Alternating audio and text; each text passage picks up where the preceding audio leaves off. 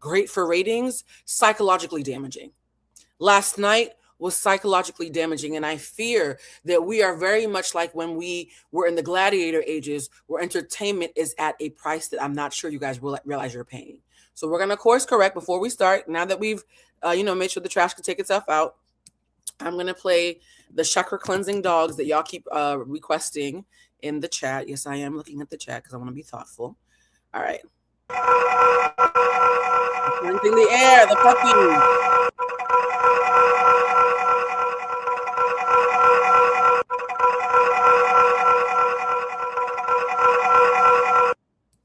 And you guys, I'm gonna play one time.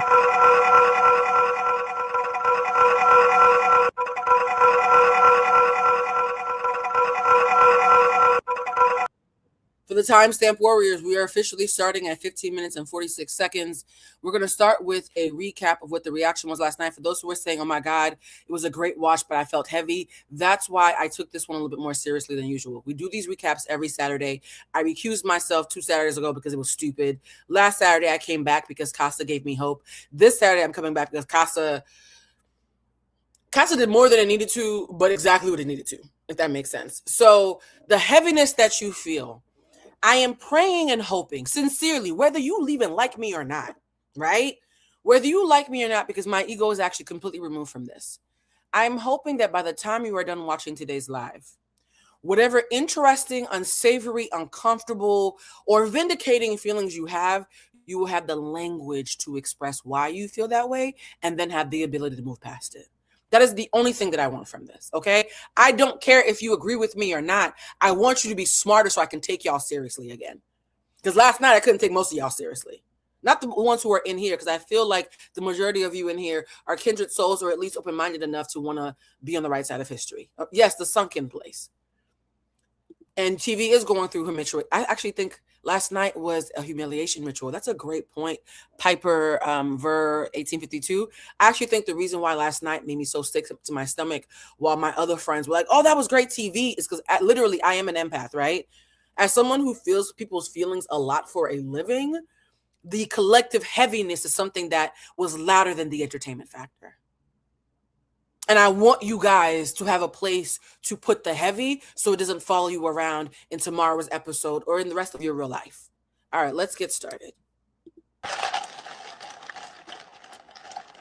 Where's your head at, Anaya? My head is spinning, if you want me to be honest. Spin right back. I feel as... Now, there were different watch parties of people watching Anaya.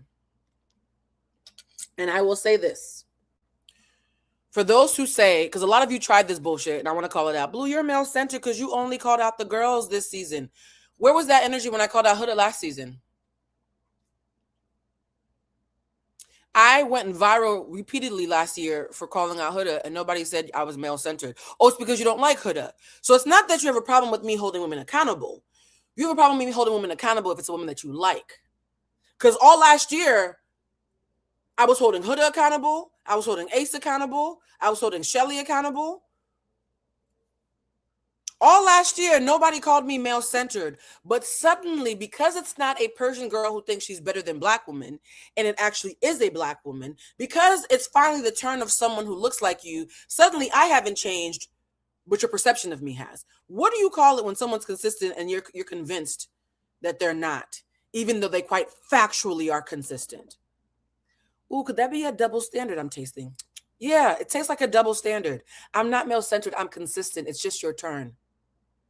If you are someone who is brave enough to tell the truth, not just personal truth, but brave enough and smart enough to do the research to tell universal truths, because I know the difference, it will always be someone's turn. So when people say, Blue, I agree with you 99% of the time, that 1% just meant it was probably your turn, baby. My logic didn't change. It was just your turn. Of course you don't like it when it's your fucking turn. Didn't mean I changed the rules. You did, though. Oh, anyone could get it.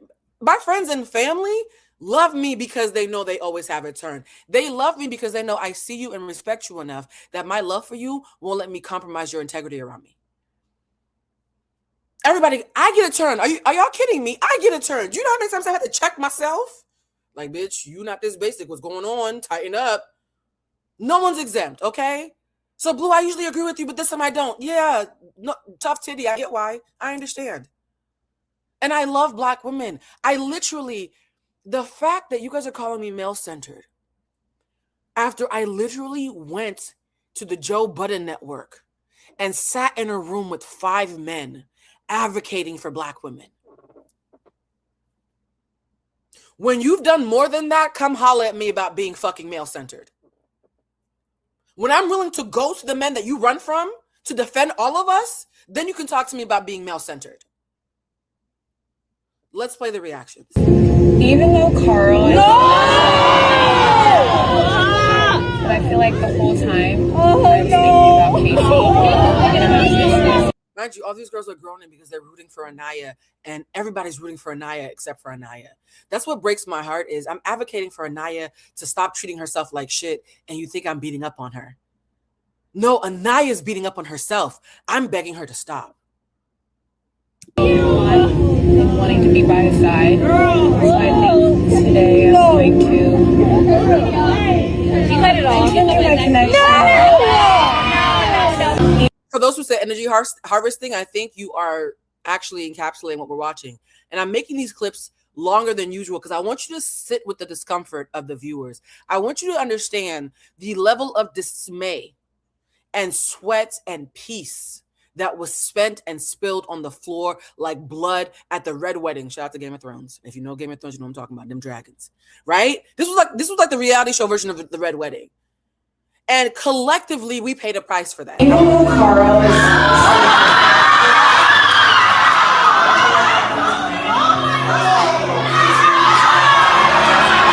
People were literally screaming for mercy watching Anaya betray herself. Screaming for mercy.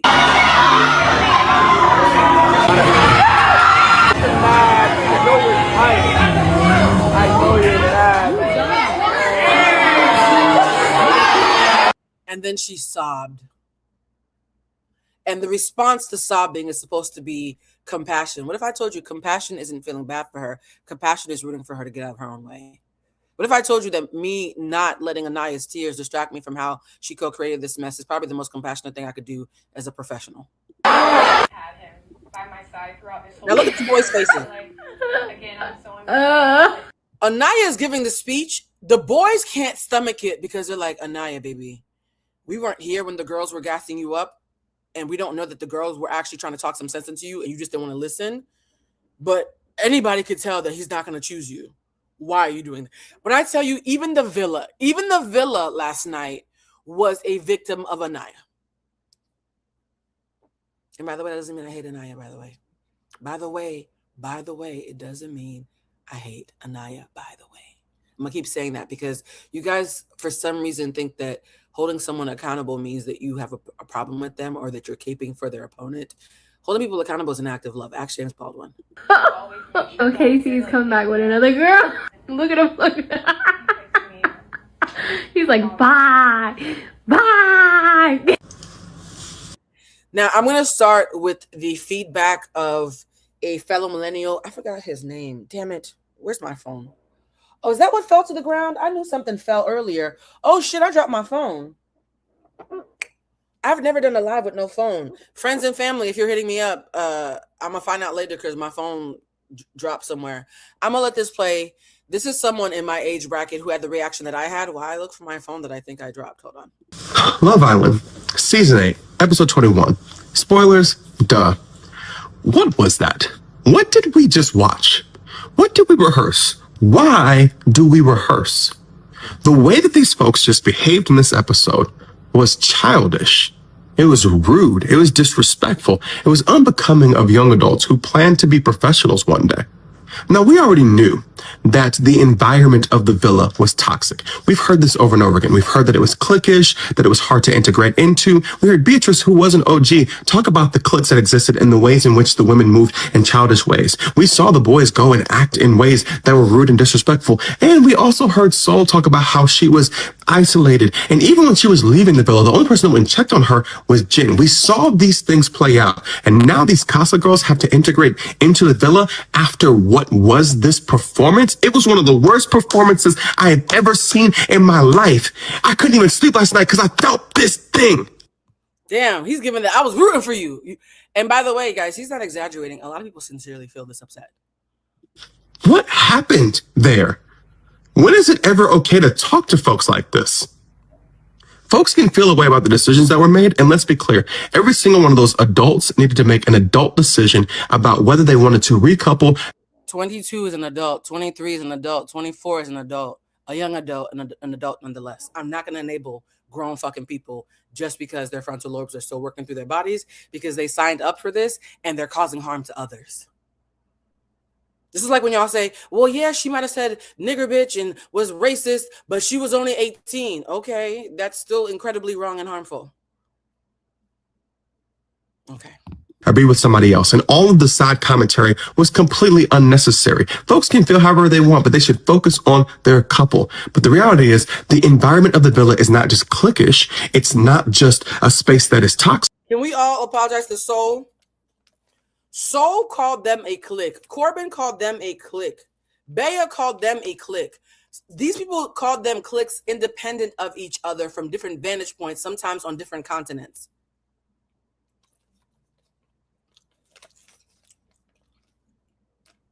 How many times does someone who's actually experienced these women have to say 1 + 1 is actually 2 before y'all say, you know what? Trinity's my fave, but she's in a clique. You know what? I cape for Melanie, and she's also in a clique. If you can't even say something that honest, I don't trust you for any critiques you have beyond that. But these folks are moving around as if that is a monogamous space. We heard Caleb say during this episode that the idea of even pulling people for chats had consequences. Like they're moving as if this is monogamous island. And we've watched the producers over and again try to force these folks to operate under the auspices of what the show is about. Somebody had a meme where it's literally that from that movie Bird Box, where they're saying this is the producers and it shows them just opening Sandra Bullock's eyes. Like, look, how do you not see the obvious? The producers went out of their way to the point of almost ruining the show to show these girls the obvious, and they still refuse to see it. I hate to call people birds, but I'm gonna be honest. Objectively speaking, somebody who understands urban vernacular, again, even though I like many of these girls individually, as a clique, they are birds. And they are refusing, which leads to moments that we have today. When you operate as if there's a sense of strong monogamy, when you have these types of moments, folks freak out as if you cheated on someone that you've been with for years. They've only known these folks. How is it that Melanie wanted us to give her 10 after like 3 or 4 days of knowing Sincere, but now 3 days means nothing? You see how the goalpost keeps moving? 3 days was enough for Melanie to need 10. But now 3 days means nothing when it's TT and Casey. By the way, I'm not caping for TT and Casey. I will be unpacking the bullshit of every single person during this. For all you mental giants who call me male-centered because you don't know what the words mean, right? Just like you didn't know what colors meant last week, right? I'm sending out dictionaries this Christmas, honestly. We're going to be unpacking the bullshit of everybody. So now what? We're unpacking everybody's bullshit today. Folks are a couple weeks. So a couple weeks and 3 days are kind of equivalent at this point. I don't know. I was disappointed in so many folks in this episode. I really wish that Anaya would have listened to Trinity and realized what every person in the villa was trying to tell her, which was that Casey was going to come back with somebody else because he actually has a stronger connection with Tiara. And I'm glad that he connected with Tiara and that that's the couple that he's in because he should be. And everyone's going to vote back Carl anyway. So hopefully she gets a second chance at love. Hashtag flavor of love. Hashtag VH1. That much conflict is just not great. Like, yeah, it might have been quote unquote great television tonight, but it's not sustainable. Even Anaya was like, what's this, Bad Girls Club? I just don't know how these folks are going to. The amount of times Anaya has said anti-Black things, we're going to unpack her. But when it's her turn, everybody gets a turn. Integrate together. I guess we're going to find out on Sunday, but that was a lot, and I didn't really love that. So thanks for coming to my TED Talk. Just want you guys to know, as someone who has had what I think pretty balanced takes on. Now, you know that Mecca, me, Jamila, Woodland, Dwight, there's many of us who do this every summer. We're all mostly fair. I don't really watch Speedy because after I saw that shit with him and Ace last summer, I'm good. But we work really hard to be fair, even when we don't agree. The fact that y'all are calling all of us the same names, even when we don't agree. There's a laziness to the copy and paste indignation that I am seeing. Earlier when I was being snarky on Threads and said, you know, it's funny how you guys are starting to come to your senses now that receipts are coming out. The same receipts that I've already have, right? Have y'all taken a Tylenol for your, you know, groupthink a hangover? Because I really think people are getting drunk off of groupthink. You're thinking something that makes sense. You go on TikTok, you go on Threads, you go on Instagram, you see something that says the opposite, and by the end of the day, you've completely changed your mind. That is indoctrination.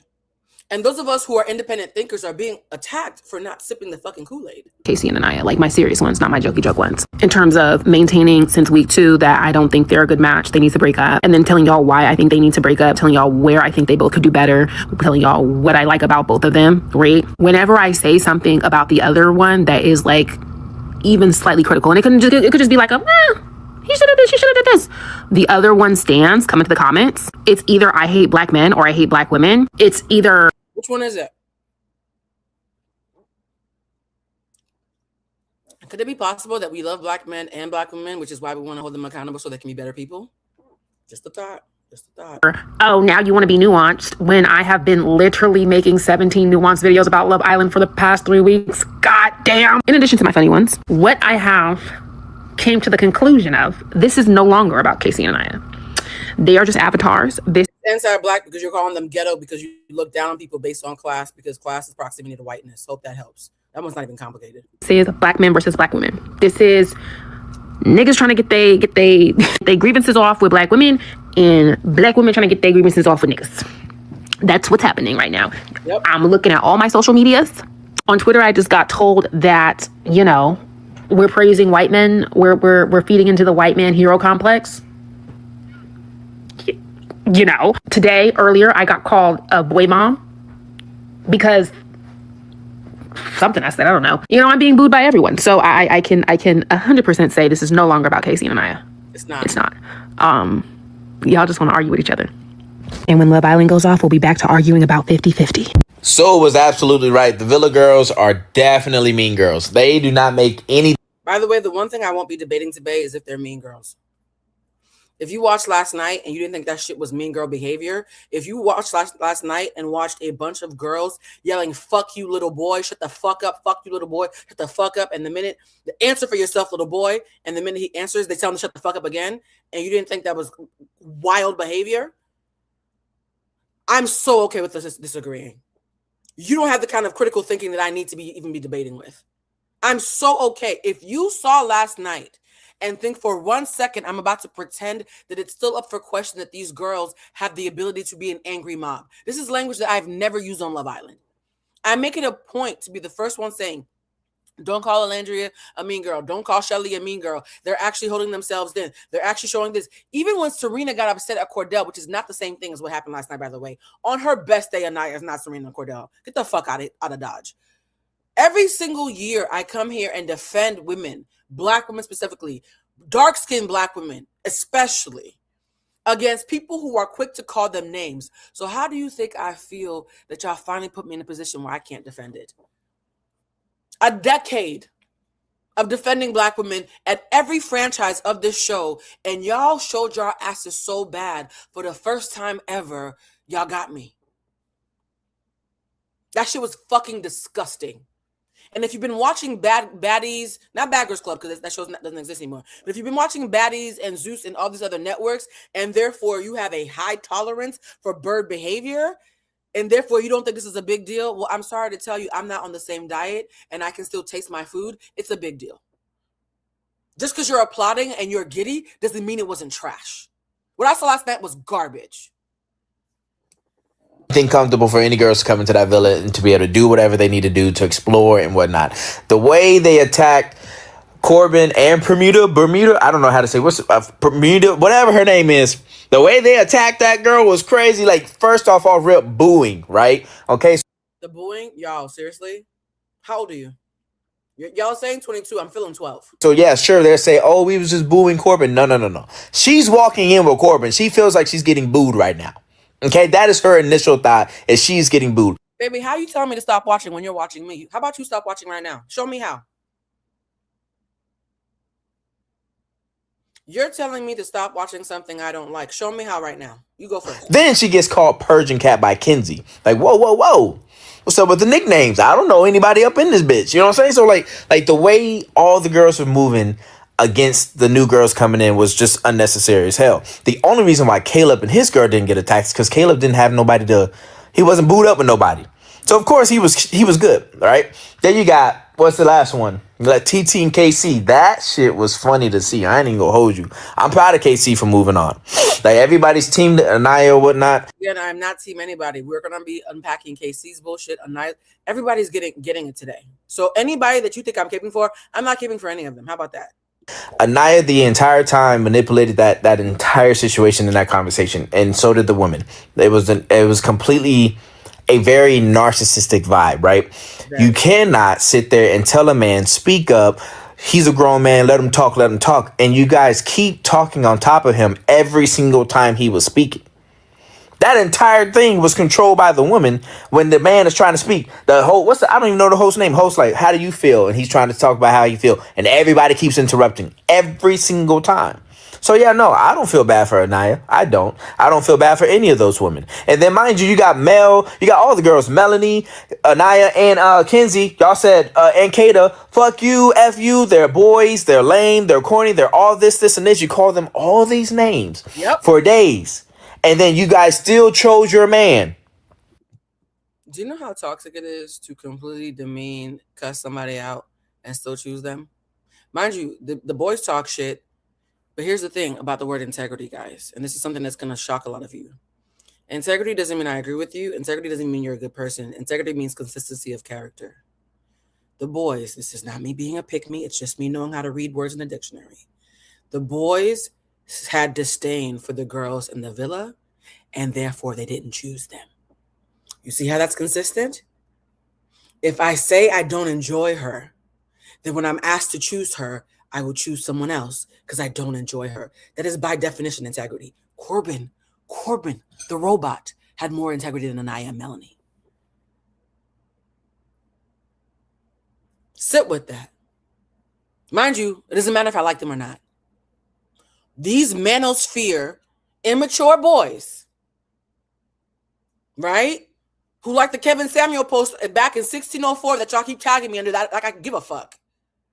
Whether I like them or not, their actions and their words completely aligned.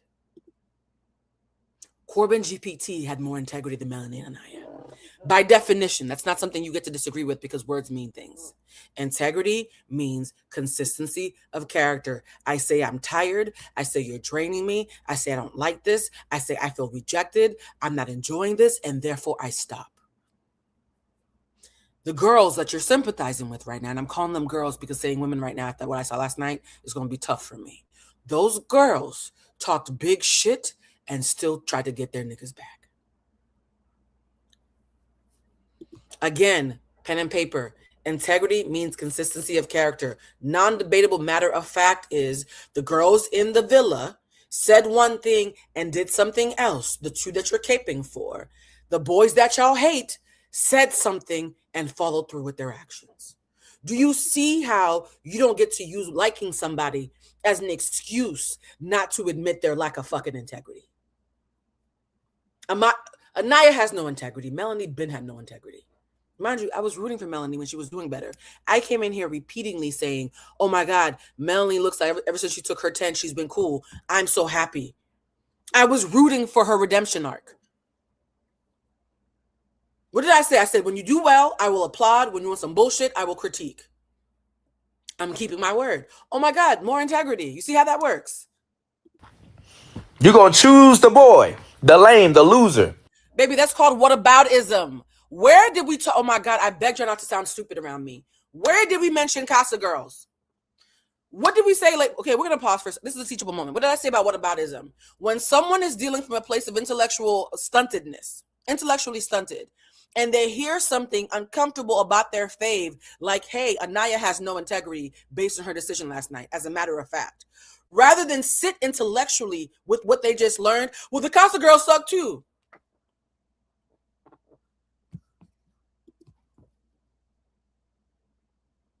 You think you sound smart? Do you think that sounds smart as a response? I'm not going to argue y'all when y'all sound stupid. I'm going to let you sit and smell what you're saying for yourself. What does the Casa girls talking mad shit have to do with the fact that Anaya had no integrity based on her own words versus her actions? Okay. I want more for y'all. I really want better for y'all. The boys. Melanie looks so goofy, choosing Sincere again. Sitting there giving all these We're saying that integrity means your words and your actions align. The boys say that they were sick of the girls and therefore their actions aligned because they found new girls. That is the definition of integrity. It doesn't mean I like them or I'm caping for them. I hope you're caught up. compliments about Corey. He's perfect. He's done everything. He's everything I want in a man. But I'm gonna go with Sincere. You stupid bitch.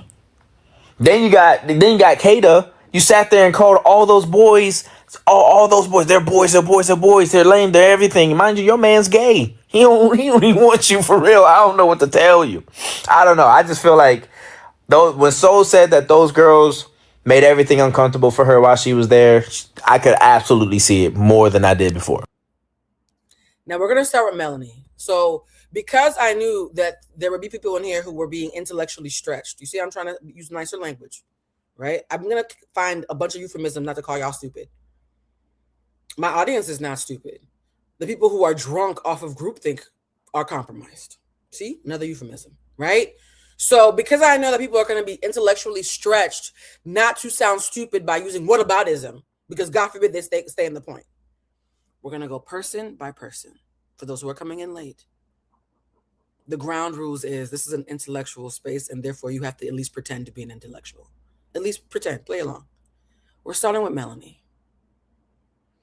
Tone check, Blue, because I'm disgusted by what I'm seeing in the comments, so I need to tone check. You see how I can check myself? Tone check, Blue. Tone check, tone check. I'm back. Okay. Kinder. I'll be kinder. Let's start with Melanie. Child, they said that Melanie was removed from the fire pit fight, right? Melanie and Kenzie. They're saying that they were both removed. I went back and I watched this scene specifically, and they're right. There is no Melanie and Kenzie. I listened to who was speaking. I was listening to the voices specifically. Turned it up real loud. Did not hear Kenzie's voice. Kenzie's voice is distinctive. Did not hear Melanie's voice. Melanie's voice is distinctive. She has a slight Dominican accent. They were removed. They had to be removed. Everybody who said, Blue, my God, were the girls removed? Yes, we're going to talk about it because you guys wouldn't let me not talk about it. So don't worry. Moved. Like, you see here, there's no Melanie. Oh, baby, listen. Like, on the side right here, if you look on the side, there is not Melanie over there. So this is the scene right here where Chi-Chi's like, I'm TT. And Kate is like, wrong way to come in the villa, bitch. There's no Melanie.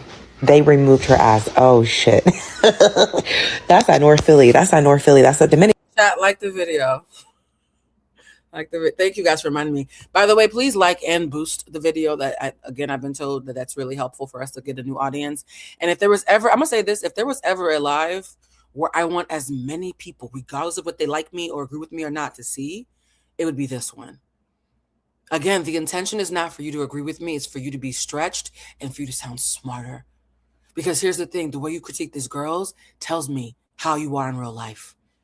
What breaks my heart is a lot of you think you're arguing with me when the whole time you're telling on yourselves, and I'm trying not to feel pity. You're not hurting me. You're revealing yourself. So yes, we're talking about Love Island as an excuse. This is actually going to be fed into your real life, I promise you. Too. And here's my thing. I'm like, y'all need to address this on After Sun. I'm going to need them to address it on After Sun with the dumped Islanders, because I feel like I want to know who got removed, because Melanie for sure got removed. They didn't even pan over to Kenzie at all. So I feel like Kenzie got removed too. They was about to pack that bitch out. Wait, are you watching?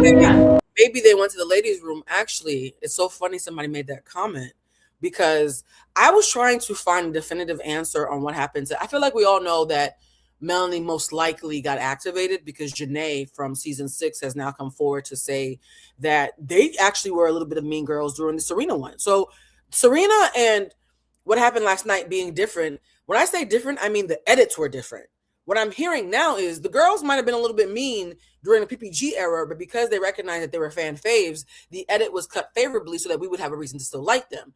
Janae is now coming forward from season 6 and saying, no, they were running up on the girls like they wanted to fight them, and literally security had to pull them away. So if Melanie got activated, that wouldn't be hard to believe. But Kenzie, I was curious because I was like, Y'all usually give the white girls a little bit more rope. I'm not being racial. I'm just paying attention. Yeah. Here's a theory. It's not a fact. It's a theory about what might have happened to Kenzie. Watch this real quick. Okay, watch when they show Kenzie, the back of her. Right. Sienna, watch when they show Kenzie, the back of her. Right. Watch this. As a woman, no shame to the free bleeders, that looks like a period stain. So I'm actually going to show Kenzie some grace, because if there were moments where Kenzie was gone, it might have been because she had a little lady accident. Okay. So we don't know definitively what happened to Melanie and Kenzie, but one theory is that Melanie was mad. The other theory is that Kenzie in this spot caused the bathroom emergency. Whatever it is, let's show the girls a little bit of grace, because nobody wants to have the whole world asking where you are, and the whole time you're changing your tampon. Sienna. Naya, I'm gonna need you to stand up right the hell now, because Melanie is not your friend. You're saying, Blue, if this is Melanie's segment, then why the hell is Anaya being mentioned? Because Anaya has burrowed a hole up Melody's ass. And the perfect example of who Melanie is who she is in relation to Anaya. That's the problem with codependent relationships, is it's hard to separate them, right? So I wanted you guys to understand, a lot of my critique about Melanie is not for Melanie's actions, because the edit, and we know the producers like to do their jobs, the edit has been cut to be favorable for a redemption arc. I asked myself, do I still believe the redemption arc was real, or do I believe that they knew that Sincere and Melanie had to make it to the end for us to have good ratings, and therefore have been cutting the episodes in a way where Melanie almost had to have a redemption arc, whether she earned it or not? I'm half and half. I'm 50-50 on that. However, the one place where they can't edit Melanie's character out is when she's with Anaya. And why is that? I believe, and I think I said this week one. It might have been day one. No, it wasn't day one, because I needed more data. So it was probably week one. I very staunchly believe that Anaya is a lovely young lady who makes her parents proud. She's beautiful, she's smart, she's accomplished, she's athletic, and she's going to go far in life. I also believe that in the spaces Anaya has been in, whether it's her NBA father, social media, living wherever she lives, in circles of wealthy people, that she has some unchecked internalized anti-Blackness. And the thing about unchecked internalized anti-Blackness is people who have unchecked internalized anti-Blackness. I'm repeating it, guys. Whenever you see me repeat something, it means I want you to write it down. People who are dealing with unchecked internalized anti-Blackness is they quietly believe in the hierarchy more than most. And the hierarchy dictates white at the top, Black at the bottom, male at the top, female at the bottom, right? You see, I said male and female, not men and female, because y'all like to conflate the two. So because Anaya has shown me through actions, not assumptions on my part, repeatedly, that she believes in the hierarchy of class and race and proximity to whiteness, by saying things that Corbin is every girl's dream. Fuck me. Because if you believe in the hierarchy, you don't think it's your personal preference. You think the whole world works like this, right? Corbin is every girl's dream. Not mine, because pronouns matter. Happy Pride Month. How you doing, right? Not my dream. Corbin is every girl's dream. Tall, light-skinned, green eyes, curly hair. Anaya flat out her mouth, flat out, this is not me assuming it, go play the tape. Out her mouth said she believes that every woman wants a man like Corbin. Not just her, not preference. Y'all love to throw preference. Baby girl said everybody. She was speaking for all of us, okay? We all want Corbin GPT, according to Anaya. And if you are someone who believes in that hierarchy, the way Anaya has repeatedly through words, actions, and crash outs shown us that she does. What happens is when you pick Sincere as your first choice and he don't pick you. When you want Sean as your second choice, but he keeps making out with Kenzie. Even though he thinks you're beautiful, he keeps making out with a blonde white girl. What are you thinking to yourself? The two men that I want as my first and second choice when the entire villa was open to me. And we're going to get into the whole, she chose KC, not so fast. When the entire villa was open and people's hierarchies had not been solidified. Social hierarchies had not been solidified, right? When she thought the world was her oyster, she wanted Sincere and Sean. When she realized she had no options, then and only then did she actively choose Casey. Go watch, because you know I watched all the episodes twice. Now, if you believe in this then, if you believe that light skin is better than dark skin, if you believe that light skin is better than dark skin and men are the prize and you understand how to cut your losses, because girls who think like this attract friends who agree with them. One more time for the people who are being willfully obtuse in the back. Women like Anaya attract friends like Melanie because they both agree on the hierarchy. Which is why Melanie uses Anaya as her pet, because Melanie knows deep down, you and I both know that I'm queen bitch because I'm the skinnier light-skinned one with the traditional softer features. My femininity, my proximity to whiteness, my lightness. We both agree that the nigga you wanted first chose me. We agreed that you stand down now. Which is why when people say, oh my God, why is Anaya playing therapist to everybody? Why is Anaya playing therapist to everybody? Unfortunately, it's because Anaya knows her place. She took a shot. Let me talk to Sincere all the time. At the beginning, y'all forgot, Anaya was constantly talking to Sincere and repeatedly got friend zoned to him and then became besties with Melanie. If I can't get chosen by the pretty light-skinned boy, the next best thing is to be besties with the kind of girl he would choose. Which is why when Soul came to the villa and Sincere was entertaining Soul, and Anaya, being the lapdog that unfortunately she has chosen to be, that's not what I see her as, it's what she sees herself as. When Anaya, the lapdog to Melanie, is talking to Melanie about Soul and Sincere, Melanie says, well, fuck it.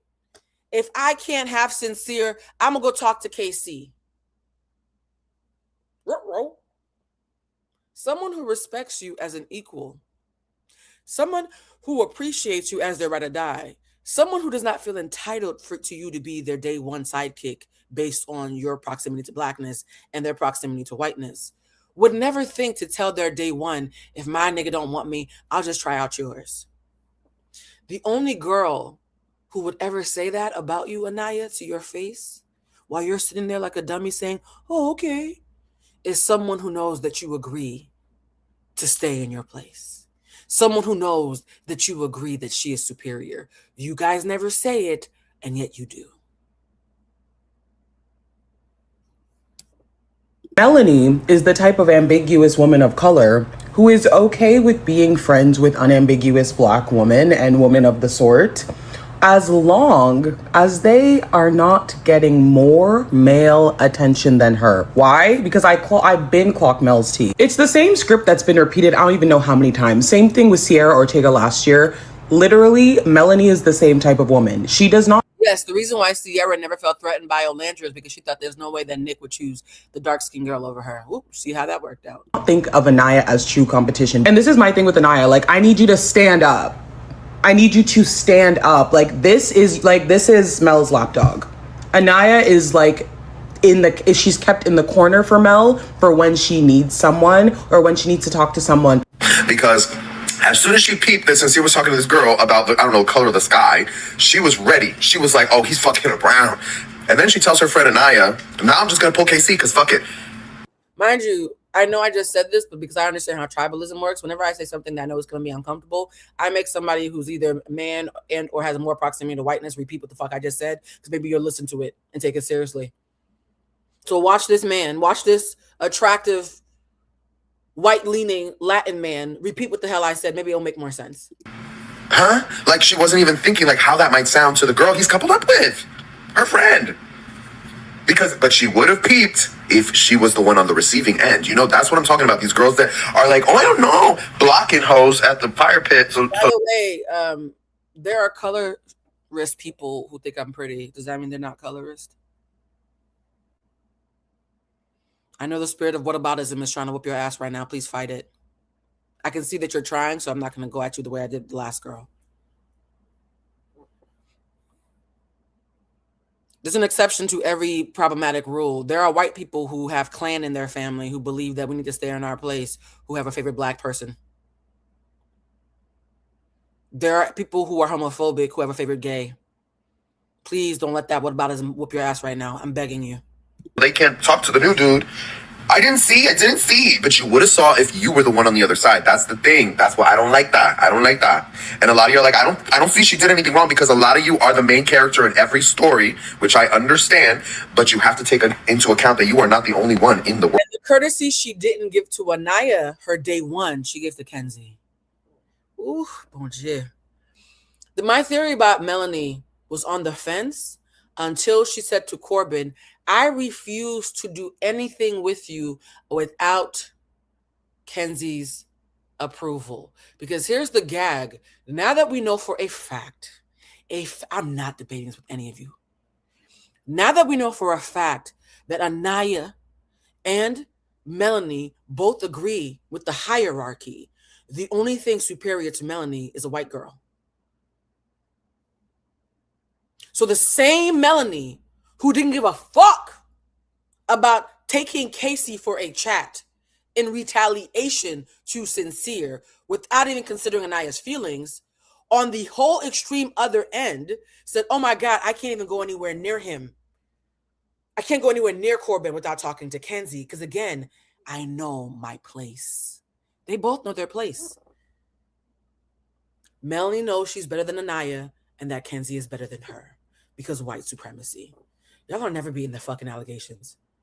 And by the way, guys, go watch back everything I'm saying. The beautiful thing about what I'm saying is if you watch back the episodes, what I'm saying becomes more right, not less. So feel free to watch the episodes again. And that's what I'm talking about with the Dominican girls. I know a lot of my Dominican sisters. Chirp, chirp, chirp. And for the record, Melanie only likes certain women whenever she realizes that they're no longer a threat. And the perfect example of this is Kata. She talks to Kata. She confides. Yes, again, and Kenzie agrees. You guys, the entire Casa of girls that y'all are keeping for all agree with white supremacy. Yes, even Trinity, who agrees that she gets to be an outlier as the outspoken, neck-swiveling, pretty chocolate girl, which is why when the Haitian girl and the Casa came through, she immediately clocked, oh, there's my equal, another dark-skinned girl with wavy hair. We thought that we were giving her credit for giving a girl credit for being pretty. She was saying, oh, you pick somebody who fits my cast. In the caste system, y'all pick. Trinity is still a part of this too. Trinity knows that she's the hey girl, hey spokesperson who's allowed to be the neck of all this because she's beautiful, pretty for a dark-skinned girl, thin, so white men will like her. Let's get into it. And outspoken, so she can act like the biggest hood rat ever, but because she's favored, it's okay. But the minute somebody else acts just like her, that's a bird. Come on. I'm trying to be nice here. I'm trying to be nice here. All those girls y'all are caping for subscribe to white supremacy, and you're wondering why them having vulvas is not fucking enough for me to play along. Kata. She's cool with Kata. Yeah, no shit, because Kata's no longer a threat to her relationship. So why do you think that earlier in the episode that Melanie is, I got my man. She literally said, that's childish as fuck. She is rude. By the way, she was gloating that she got her man back from an equal. I got my man back said, a lighter skinned woman with big titties, which means she's higher than me. But I'm hoping that I could find a way to be her equal. Someone who is slightly higher than me on the hierarchy, I got my man back from her. What a fucking win. Maybe I should throw her some crumbs and go check on her now that I've won. That glee was not about Sincere. It was about besting and beating the next bitch on the hierarchy. Y'all, once you understand how much these girls are lockstep in with white supremacy and the way that they value people's ability to have a voice versus who needs to shut the fuck up, suddenly Because even Parmita versus Titi, Parmita and Titi, when Parmita talked and Titi talked, both of the girls got smoked, but who got the most smoke? Who got called Bad Girls Club, a TV show that's known for being a bastion of hood rat behavior. Hood rats, a lesser form of woman than anything that has proximity to whiteness. And guess who was the only one who said something truly offensive to Parmita, the Persian girl? Kenzie. Kenzie's allowed to come crazy at Parmita because the white girl is the only person here who was above the Persian girl. The rest of us will tell her, bitch, you cute, keep it cute. You're slightly above us, so we're trying to keep it cute with you because we respect where you are on the caste system, even though you're getting on our nerves. But you hoe, you nappy-headed Fulani bitch, not you, bitch. Go watch it back. If you don't believe me, go watch it back. To people and women specifically until she realizes that you're no longer a threat. And then once you're no longer a threat to her man in her brain, then all of a sudden it's like that stuff didn't even. Maybe you're agreed to disagree with white supremacy. It doesn't have any impact on its relevance throughout centuries. If you think that a dark-skinned black girl who's been crying about being dark-skinned and black, if you think a dark-skinned black girl who clocks other dark-skinned black girls as her competition, said it out her own mouth and cries about her fears and insecurities around white supremacy when it comes to dating and interracial relationships, if you think the women who have admitted this in shades on their own are not harboring any sort of internalized anti-blackness, despite what came out their own mouths, I am so okay with us disagreeing. Respectfully, you don't have to keep repeating it. We got you. You disagree. Water is not wet. Happen. All of a sudden, I want to talk to Soul. Also, something I didn't mention. Do you remember when Melanie, after the guys, hyperbole is when you use an exaggeration for dramatic effect.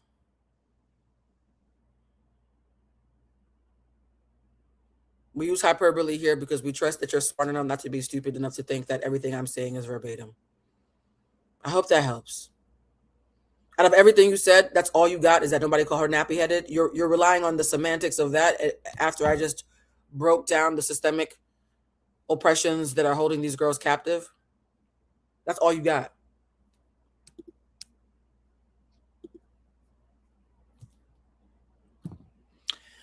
I want the audience to see what it looks like when you are operating here and people are trying to drag you down with the mundane. You see, I put in all that effort and all that intellectual labor, and look at the responses I'm getting.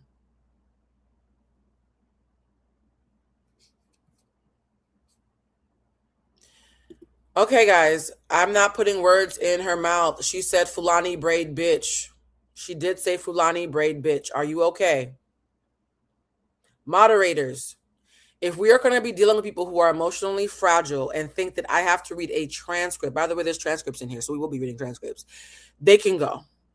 Aren't you the one who said that if I didn't like the show, I shouldn't be watching it? So why are you still watching me? Doesn't that make you a hypocrite? You told me 20 minutes ago that if I didn't like Love Island, I should stop watching it. If you don't like me, why are you still here? There's 2,500 people here. Why are you one of them? Oh my God, it's almost like you just gave me advice that you can't take yourself. That's funny how that works. Sit with that. But you're the one who I need to be listening to, though. Okay. Coupling happened, and she turned to Soul and said, just one question. Did you guys kiss again during, after she gave the whole speech to America talking about, I'm sorry, I'm really done, blah, blah, blah. It's like, Soul's better than me because you don't get to taunt me. By the way, for those, I'm intentionally including this, for those who are still being willfully obtuse. And by the way, guys, you know what I can do? I can stop being hyperbolic and only say exactly what everybody said, and my points will still be made. Then what? Let's do that. In fact, I'm going to start only saying exactly what people said. Because we have time scripts and transcripts in here. And watch how you still can't. Okay, we're going to do that. I want to do an exercise. I thought that you guys were evolved enough to know what hyperbole is. But let's be completely autistic and only say everything by the word, so you guys can find new excuses to deal with your cognitive dissonance. So when we were watching Melanie and Soul, and after Melanie said, haha, I got my man back, then Melanie started walking up to Soul with the level of entitlement and authority that only you see from a mean girl who's now slayed a dragon and feels like she can grant mercy.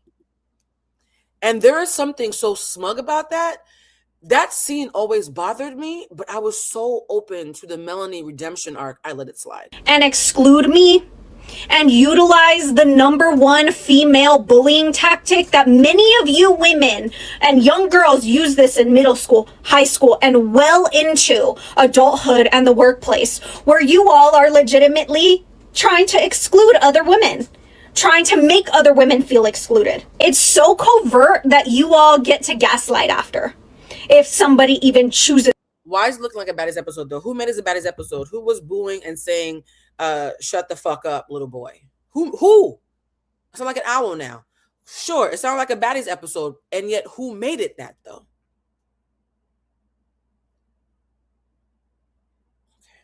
To bring it up, because usually women will quit. Usually women will recluse, young girls will recluse or even move schools, and then you've won, right? But Melanie, she's doing this in the villa. It's so blatantly obvious. We've seen a little bit of it. I'm sure they've edited a whole lot out. She sits there, she excludes Soul. She sits there and says, oh, I'm gonna go talk to her. It wasn't out of empathy, it was out of pity. Melanie looking at Soul in the girls' room and saying, just one question, did you guys kiss? Moderators, you're not doing your job blocking people, so I'm going to start doing it myself until you decide to show up, because it's too much. You guys are, it's distracting. The moderators are not moderating right now. When you last talked, like, what? If I were Soul, I would have been like, yeah, we did. Are you going to ask me every single time I have a chat with Sincere, I spend some time with the person who is now in my couple, I'm a couple with? Because it's just like, what are we doing? Stop asking me these questions, especially after you've like spent your time or my time here taunting me. It was very weird, and I didn't talk about it in my last post, but yeah, Soul's a lot better than me. Because I would have been like, yeah, this needs to be the last time you ask me about Sincere. Sorry. You need to move on. You said you were going to move on.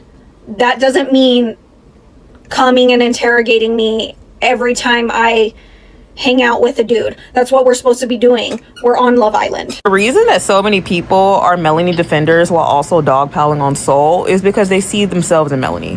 They act like Melanie in real life. A lot of these people are currently right now in situationships, and they think that what Melanie's going through is a reflection of what they're also going through, because they can't stand up for themselves and they're extremely male-centered. This is why they think it's okay to dogpile on Soul, even though she's done nothing the last 2 episodes but do what she's supposed to do as a bombshell. Soul has not done anything justifiably at all that would resonate hate. Like, she has not done anything. Y'all calling her a side chick for coming on an island that is called Love Island, that is meant to explore different connections, is insane. You can tell it is a lot of bird brain male-centered children watching this show, because anybody who thinks that Melanie to any degree is a rational person or genuine by any means is insane. Now, here's the thing. None of that makes her a bad person, though. I need you guys to understand that a part of my heart aches for Melanie, because I think she is playing by rules that somebody else taught her. And she has not yet been put in a position to win, to learn, or sorry, in this case, unlearn the hierarchy. And I fear that what could have been an opportunity for her to evolve, because of how these fandoms work, people are going to stroke her ego so much, it's going to end up being a missed opportunity. I actually feel really bad for Melanie. I know that's interesting, but I feel like Melanie has a good heart. She has icky ways that were taught to her. I'm curious about the women in her life, her mother, her sisters. I'm not blaming them. I'm saying I'm curious about who are the women in her life who reinforce these hierarchies. And no, I'm not going to use the fact that she's Dominican to jump to conclusions or assumptions. For those of you who don't know, thank you for those who say you see your Dominican cousins, her and her. My siblings are all Dominican and Cuban. I'm Haitian and Cuban. My siblings are Dominican and Cuban. I don't rush to assume the worst about Dominican people just because my family has Dominican people in it, right? I would hate to it be that basic, because sometimes the obvious shit is the answer. But in Melanie, it feels like someone who needs guidance rather than someone who's malicious. Here's the funny thing, though. You not being malicious doesn't make you any less harmful. I always say this. If I accidentally hit you with my car, your leg is still broken whether I meant it or not. So Melanie is causing harm, but I don't think she has a malicious spirit. Same thing for Anaya. Anaya is causing harm, but I don't think she has a malicious spirit either. And so Part of the conversation that I want us to start having is, how do we course correct with these young women and encourage them to do better rather than caping for their bullshit just because we like them and they're cute and they remind us of ourselves? Or you have never truly been around a girl like Melanie before. I know how Melanie gets down. She likes to throw the rocks and hide her hands. Like, this is what she does. And I cannot believe y'all are sitting there blaming Soul for the actions of Melanie and Sincere. Like, it's insane to me. I don't think y'all understand the most devastating part about Anaya. Now, here's the thing that breaks my heart again. And you guys, I think it's going to surprise a lot of you why so much of my disgust comes from a place of love. Because I was, in the words of Tyra, and I don't ever want to quote Tyra these days, I really was rooting for these girls. There were several episodes where I thought maybe that weirdness with Soul showed the girls how ugly they were getting and they pulled it back.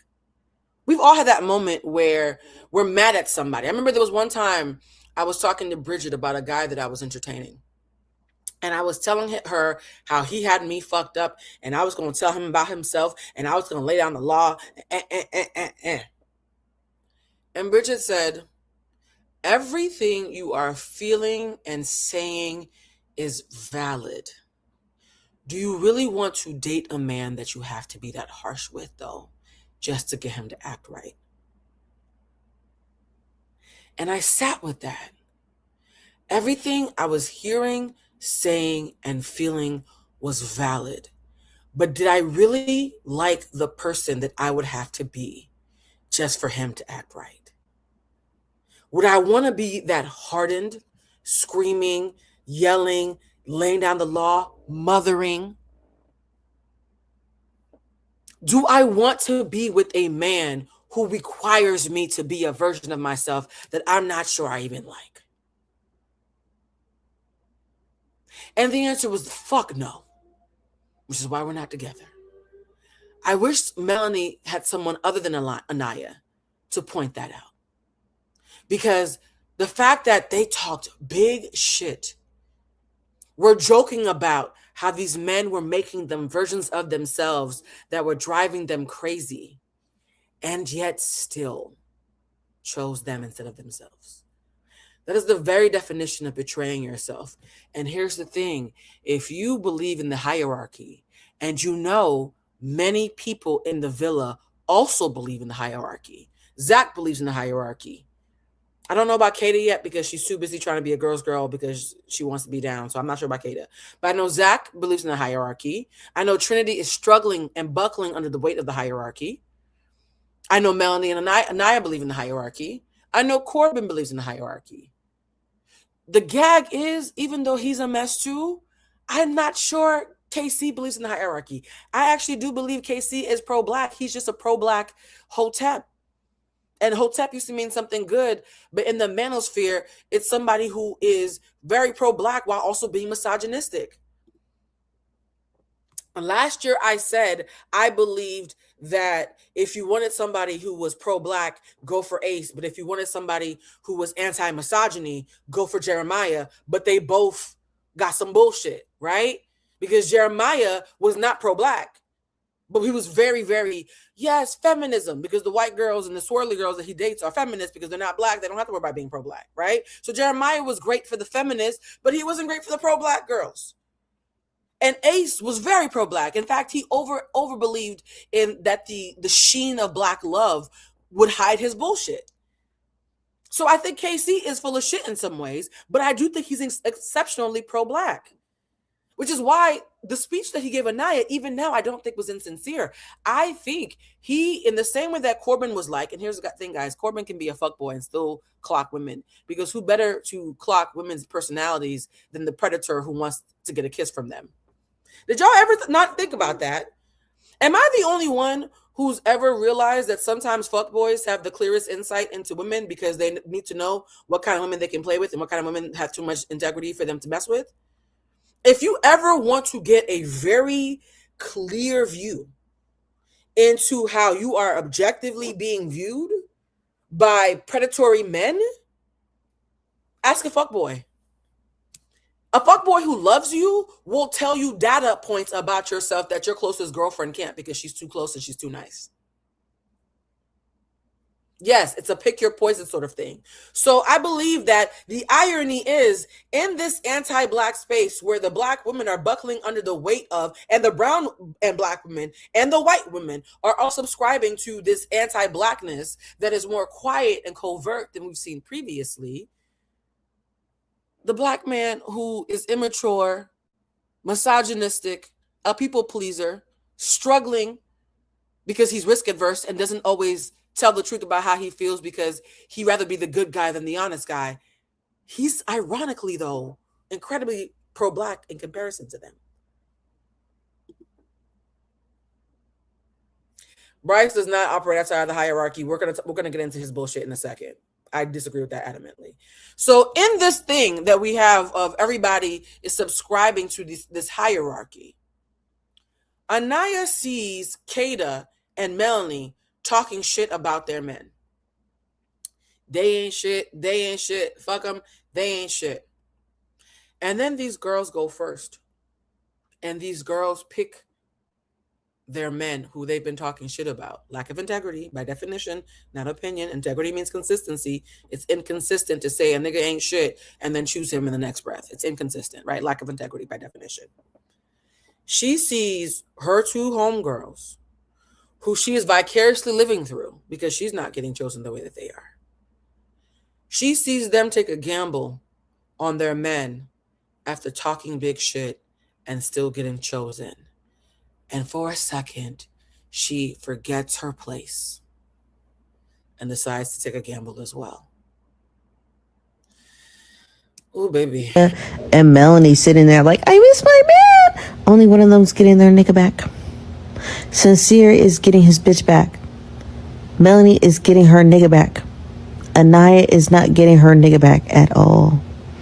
Anaya is not getting her nigga back. KC is not going back. Anaya talking to Melanie is gonna get her booted the fuck up off that island. I'm telling y'all. So let's talk more about... Hi, I'm a therapist. And here's the thing, guys. It's not lost on me that every therapist that I know, respect, and follow agrees with all my takes. And it's not because I live in an echo chamber. It's because these are not takes that I made up. I would love to say that I made up anything academic around studying race relations, internalized misogyny, toxic mating habits, friendship rituals between women. Like, I didn't make up any of this stuff. I'm just a scholar. I just studied this shit.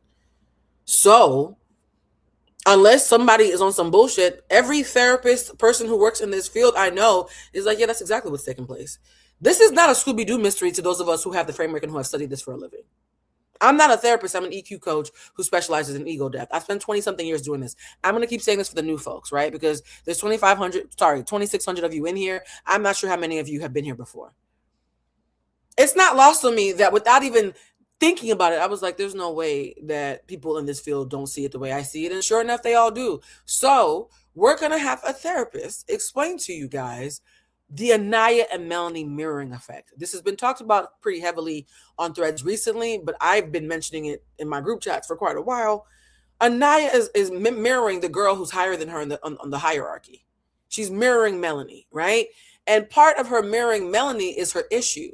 Because she's mirroring Melanie, while forgetting that her and Melanie don't plot the same way on this caste system that she's subscribing to, it's putting her in a conundrum where her and Melanie are acting similar. She's acting slightly more regulated, and yet Melanie is getting further with her guy than she is. And Anaya and Melanie are two sides of the same coin. Let me cut. So is Kenzie and Sincere, but that's another video. They both... I completely agree that Corbin wasn't wrong about the girls, and also it was motivated from him being misogynistic. Again, you could be misogynistic and still clock somebody clearly. I don't know why you guys think these are two mutually exclusive things. Somebody said, Blue, do you mind informing the chat that some of us have been trying to gift memberships? People can claim them by clicking the purple icon. Okay, guys, people are gifting memberships for the after show, so just know that this is how you can claim them. Thank you for that, my love. I appreciate that. Attempt to create security externally as opposed to tolerating uncertainty internally. Melanie, did you guys hear that? I'm gonna play it back because I want you guys to hear it. I'm not even gonna interrupt it. I'm gonna play it back. Tolerating Let me see. That's too far back. I wish StreamYard. Her nigga back. KC is not going back. Anaya talking to Melanie is gonna get her booted the fuck up off that island. I'm telling y'all. Let's do it. Hi, I'm a therapist, and Anaya and Melanie are two sides of the same coin. Let me cook. So is Kenzie and Sincere, but that's another video. They both attempt to create security externally as opposed to tolerating uncertainty internally. Melanie and Anaya just express it differently. By the way, not wanting to give somebody credit just for making a valid point just because you like them is flawed. It's intellectually flawed. An intellect, by definition, is somebody who walks the world in the spirit of curiosity. I will come on here, and I have come on here several times and said, fuck, I don't even like this person, but they made a good point. Please kill the part of you that refuses to admit a good point just because you don't like where it came from. It makes you smarter to not move like that. I will admit a valid point wherever I find it because I care more about the valid point than my ego being attached to whatever package it comes in. If you want to elevate, life hack, if you want to elevate, get in the habit of separating people from points and saying, you are a horrible person, I don't fuck with you, and water is still wet. It doesn't mean you have to take advice from these people. It doesn't mean that you have to exalt these people or absolve them of the harm that it caused. It means that you're so committed to recognizing the truth, you recognize it wherever you find it. Melanie becomes reactive, suspicious, and hypervigilant, while Anaya becomes guilt-inducing, reassurance-seeking, and emotional. Did you hear what she said? She said that Melanie and Anaya are both scared of external uncertainty. Melanie controls through being hypervigilant, stalking around the Casa, making things inconvenient for anybody to have free agency. That's why a couple of weeks ago I said a lot of times Sincere is a liar, and though Melanie incentivizes him to lie because she makes it clear you better lie or I'm gonna freak the fuck out. So it's Spider-Man, right? You a lie, and I'm begging you to lie in everything that I do around you, because if you tell me the truth, I'm gonna cuss you out. So now you have no incentive to tell the truth, even though you're already a liar, right? Toxic. Anaya does it through guilt. I'm going to cry, feel bad, and say I'm confused until you say what I want to hear. Guess what, guys? One is overt, one is covert. They're both manipulation tactics. They're both unhealed, and they're both not okay. And whereas Melanie is dating someone like Sincere, who has a toxic mother because his mother has come forward and said she's toxic, and therefore she thinks her son will be with Melanie because Melanie acts just like her. Sincere's mother said that. Argue with her, not me. Sincere's mama said that. Sincere is in this toxic Latin trope that his mother has proudly owned on his behalf and who his behavior has shown that he owns, right? So Melanie is being a toxic Latina with another toxic Latin person, and they both agree this is just how we do shit. We agree to be toxic and Latin. Unfortunately for Anaya, though, she's dealing with a black man who's actually pro-black, likes black women, even if it's in the Casa, comes from a family that taught him to be a good man as well as he knows, even though manosphere rhetoric has still got him by the ankles. And where he comes from, that's actually not considered a good thing. Same behavior, but you're dealing with different people, different cultural norms, different family structures. So Anaya played a game with KC that she watched work with Sincere, and she can't figure out why it's not working with her. And rather than thinking, hey, I'm being toxic and they're toxic as a collective, but I'm with somebody who's immature, but who objectively might still know better than to do this. Rather than her saying this tactic isn't working, she's instead saying, see, look, I'm not being chosen again.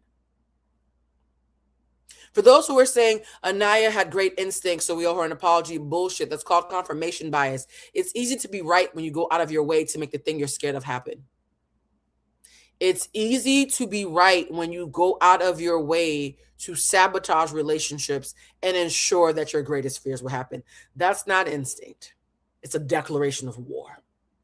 That's not instinct. Different behaviors, same underlining fear. For Melanie, what triggered her was Sincere's history. You know, when she found out that he was texting another girl while he had a girlfriend. She stopped responding to who he was in this present time and started responding to a version of him that she feared he would be. Did you hear what she said? And this is something we teach in the class. For those of you who don't know, I teach an emotional intelligence class. It's really fun, actually. We meet for 2 hours every Wednesday for 8 weeks, and it's a community that we built.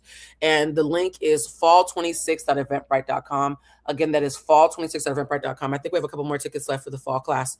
And one of the things we talk about in class is time travel. The minute, and I remember writing this in my notes, but I didn't say it in the live. Melanie and Sincere were actually doing well until they did the challenge where they had to talk about Sincere's past. The minute Melanie found out that Sincere used to be a cheater, because used to be means that in the present tense, he can't cheat. He's on the island, right? She immediately time traveled to the past and got stuck there. She said, see, I knew it. He's a cheater. I am now going to crash out as if he's a cheater before he's even gotten a chance to. Here's the thing. What if Sincere cheated anyways? Sure. He can't say he cheated because they're not in a relationship. Would he have stepped out on her anyways? Maybe. But guess what? When you time travel, you speed up the fuck shit. We actually don't know. And I'm going to say something controversial. We actually don't know if Sincere would have actually entertained Soul as much as he did had Melanie not crashed out so much beforehand. And why am I saying that? I'm not saying that I think Sincere has changed or he's a good person. I'm saying it because all of these cast members are hyper aware about being America's favorite. And last year, just like Ace, the ghost of Ace is in the villa, they're producing themselves. I could see Sincere saying, me and Melanie are this cute couple. My name is Sincere. Her name is Melanie. She's adorable. I'm adorable. I could see him being faithful to her to the very end, not because he had integrity, but because he knew that it looked good.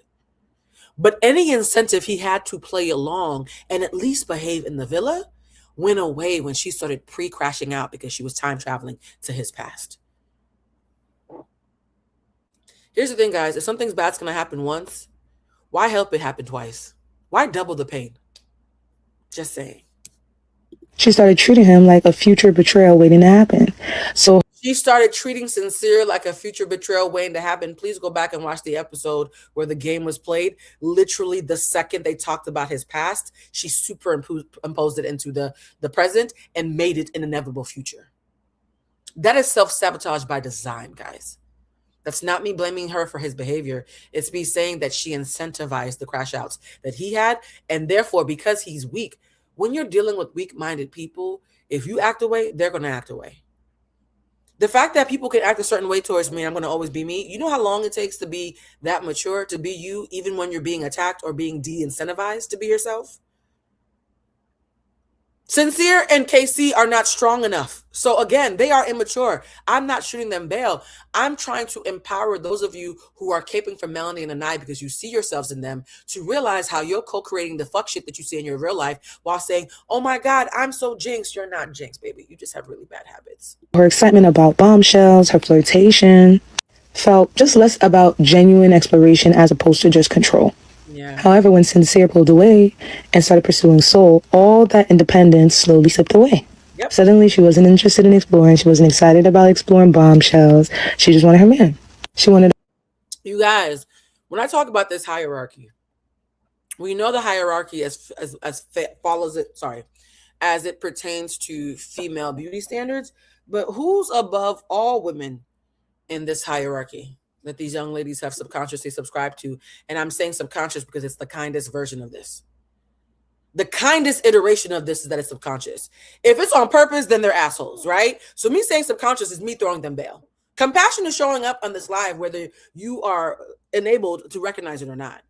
So I'm going to keep showing grace.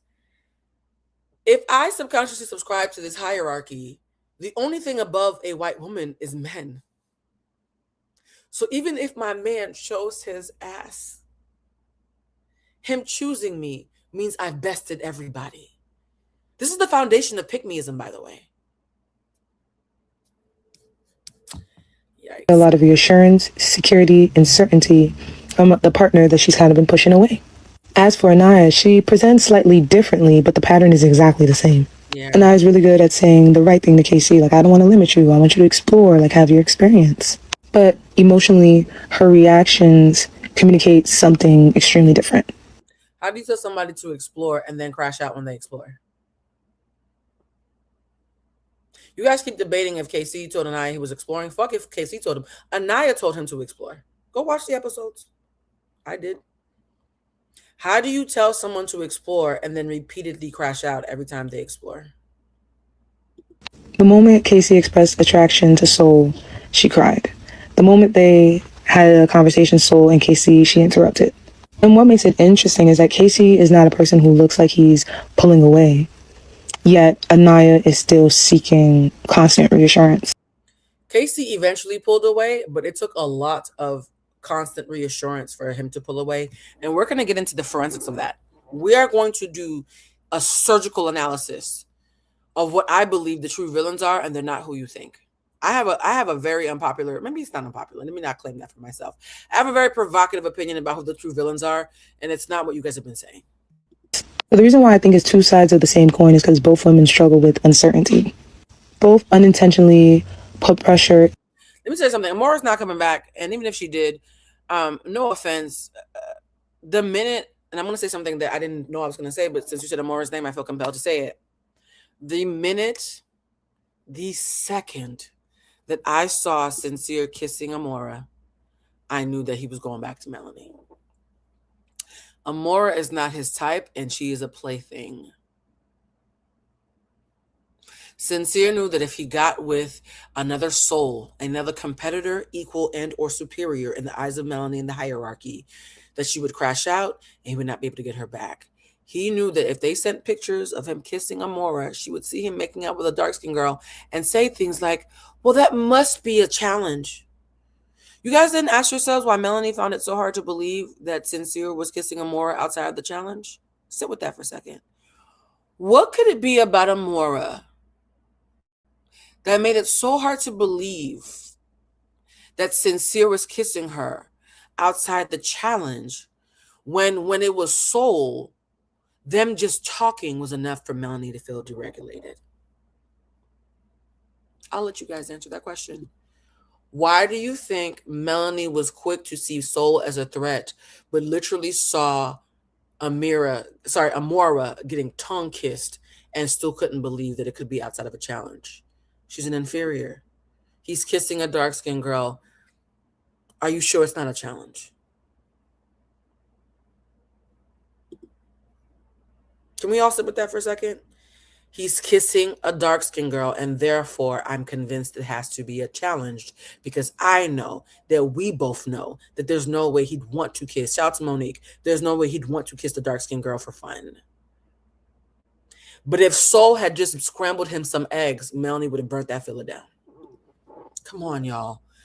Once you have the framework, it's all right there. And their partners to manage their anxiety. The only difference is Mel's anxiety, or Melanie, my bad.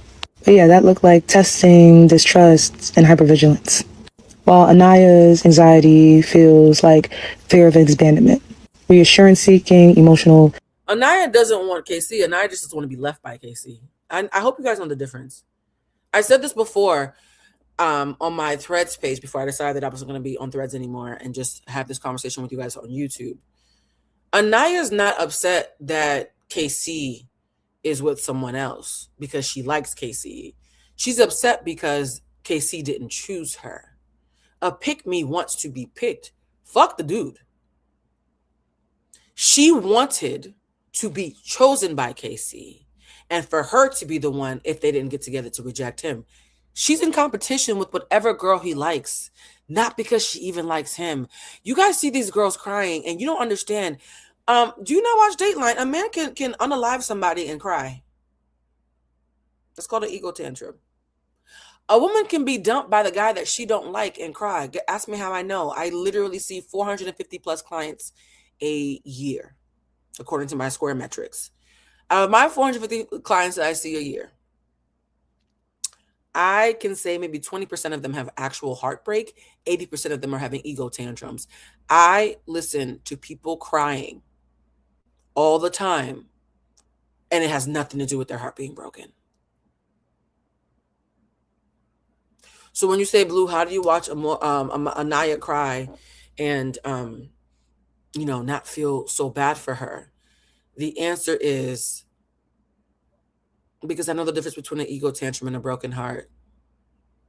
because people come to me professionally to help them figure out the difference between an ego tantrum and a broken heart. Happens all the time, baby. I myself have cried and been like, wait, I'm sobbing because this relationship didn't work out, but did I even like him that much? And sometimes the answer is no. We all do it. No, this is not an Anaya thing. This is a human thing. Every human being who can hear the sound of my voice has found themselves emotional and devastated about an ego tantrum, not a broken heart. I'm humanizing her right now. It happens to all of us. Distress, and a little bit of a guilt-based influence. One is, I'm going to protect myself before you hurt me or leave me, and the other one is like, please prove to me that you're not going to leave me. Yeah. But they're ultimately asking the same question, which is, can I be safe with you? Yeah. And that might be why Anaya understood Mel so much. Because from our perspective, it's just like, okay, are you people pleasing? Are you just telling her what she wants to hear? What's going on? But it's probably because you see a lot of yourself in Mel. Lenny. The biggest difference is Melanie was just dating someone that she really shouldn't have trusted. Like, she was right on that. So we're seeing the same anxiety play out in just different relational conditions. Sometimes people could look very different on the surface, but be driven by the same fear. You guys, a lot of times, and I love that sentence, sometimes people can look very different and be driven by the same fear. I do think that Anaya and Melanie are trauma bonding. We don't use the term trauma bonding correctly a lot of times. This is actually the proper use. Trauma bonding is when you bond with the person who has traumatized you, or you're bonding with somebody who's experiencing trauma with you. They are trauma bonding. This is a textbook trauma bond. And it's breaking my heart because they're both saying, yes, bitch, and it's confirmation bias. There's nobody that to say, hey, ladies, why exactly do we want these men? If they suck as bad as you just said 5 minutes ago, and the closest person to doing that is Trinity, but Trinity is dealing with something else that we're going to get into in a second. Because the person who pushes you away and the person who clings to you can be trying to solve the same problem. And that problem is how to feel secure when uncertainty shows up in your relationship. But those are just my thoughts. I said, Anaya, you need to stop listening to Melanie. Melanie, a level 89 bird. She could get her nigga back at any time. All she want to do is curse him out. He really like her, and he knows that he could cheat, dog, do whatever, and say, I'm sorry, and she gonna come back. That's all she want to do. And they both agree to it. This is consensual bird behavior. Sincere and Melanie literally have a toxic pact.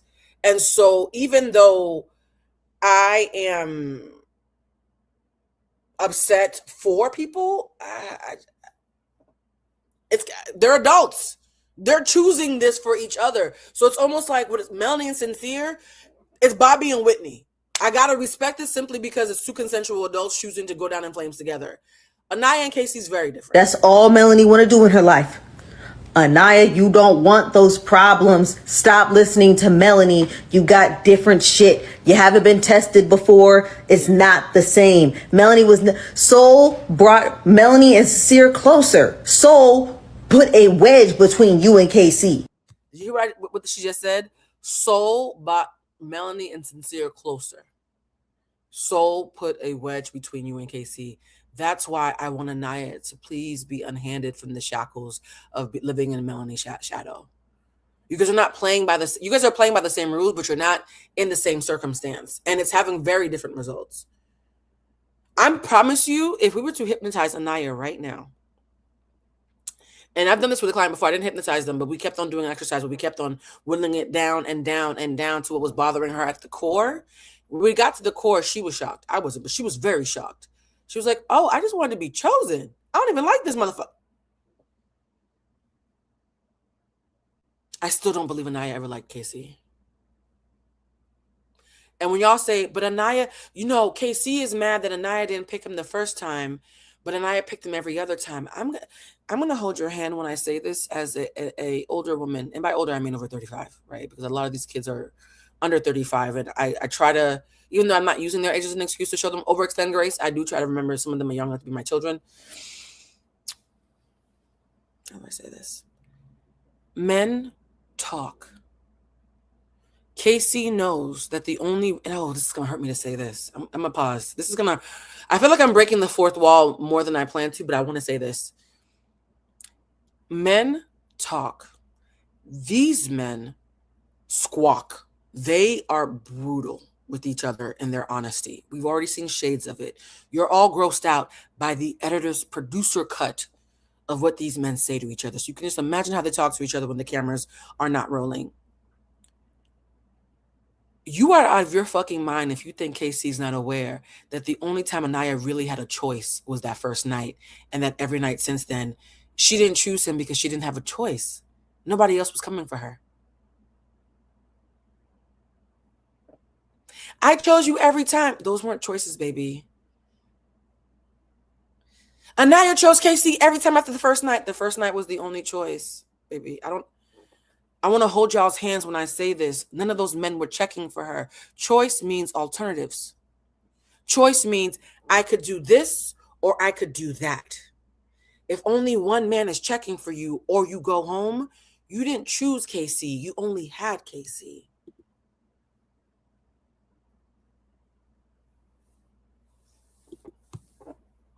It's not a choice if only one person is an option.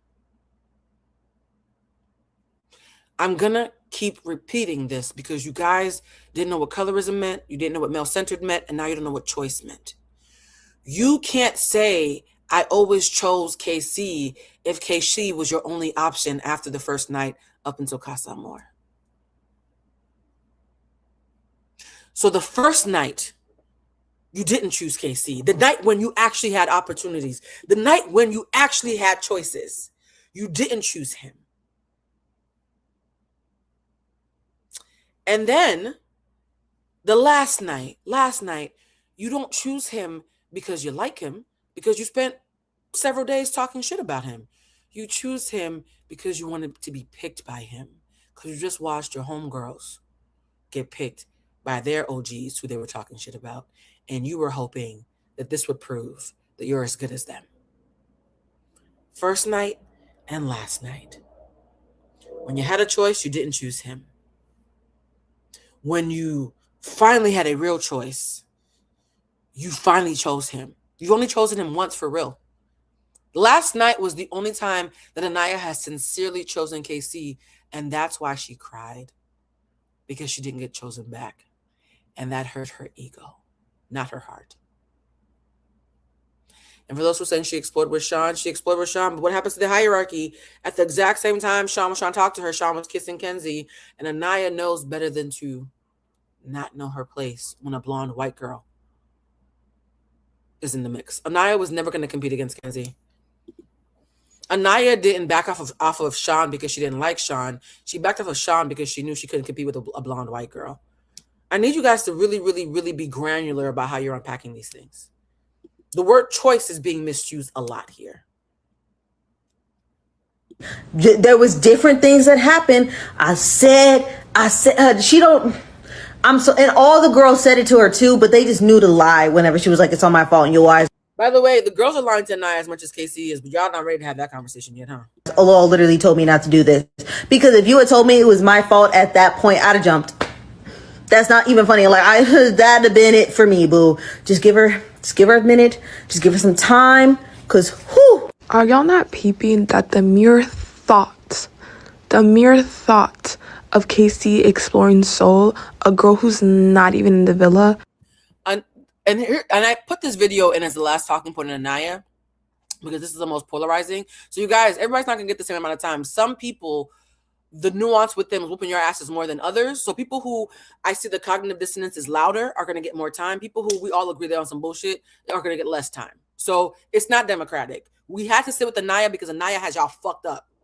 Okay? But everybody else is going to go a little bit faster than this.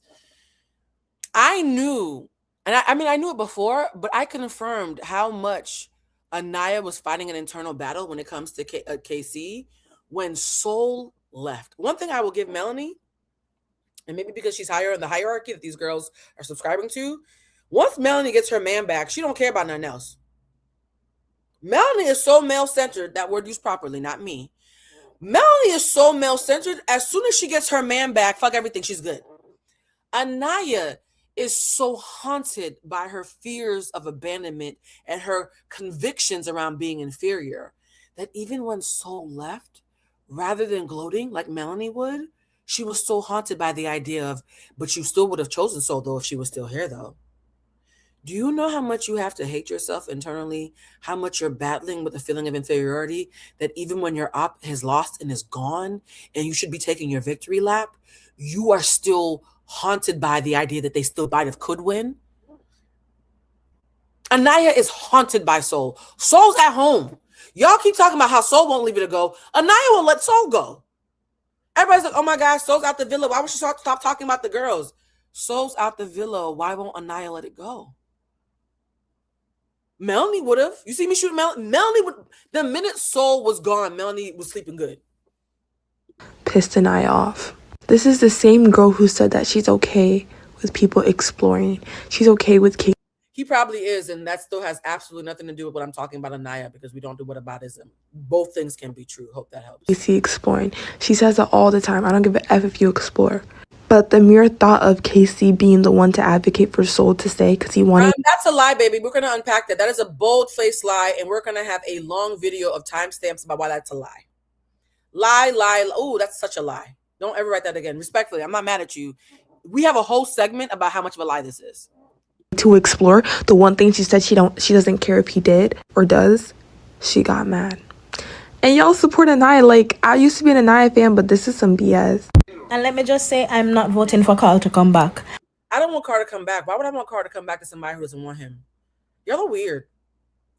So people are having their time wasted by people who don't want them and or who they don't have the capacity to be wanted by. Because I do believe Casey originally wanted Anaya. And we're going to talk later in the timestamp section why I believe that. So Anaya does not believe that she is wanted by people who do want her and is convinced she'll never be wanted by the people that she wants. And y'all want Carl to come back to do what? So y'all don't like Carl then, right? Because you don't want him to be happy. You want Carl to come back to a woman who didn't choose him and who's incapable of believing that she was wanted by him. For what? Okay. Y'all must not like Carl. Anaya needs to go home. This is not the show for her. She's pissing me off because you're telling me not only didn't you choose that man the first time, right? You didn't choose him, right? Fine. You guys were coupled up accidentally, and throughout that entire process, this man had made it known multiple times that he is interested in exploring. Get that in your brain. You, however, the person you chose is entirely obsessed with someone else. That is Sincere, right? Because you were behind Sincere's door with Melanie. So you couldn't even choose a man for yourself, girl, right? You guys forget. I just made you, Natalia, I just made you a mod. Please use that right, because for some reason, I don't know if Florence is not here, my sister's not here.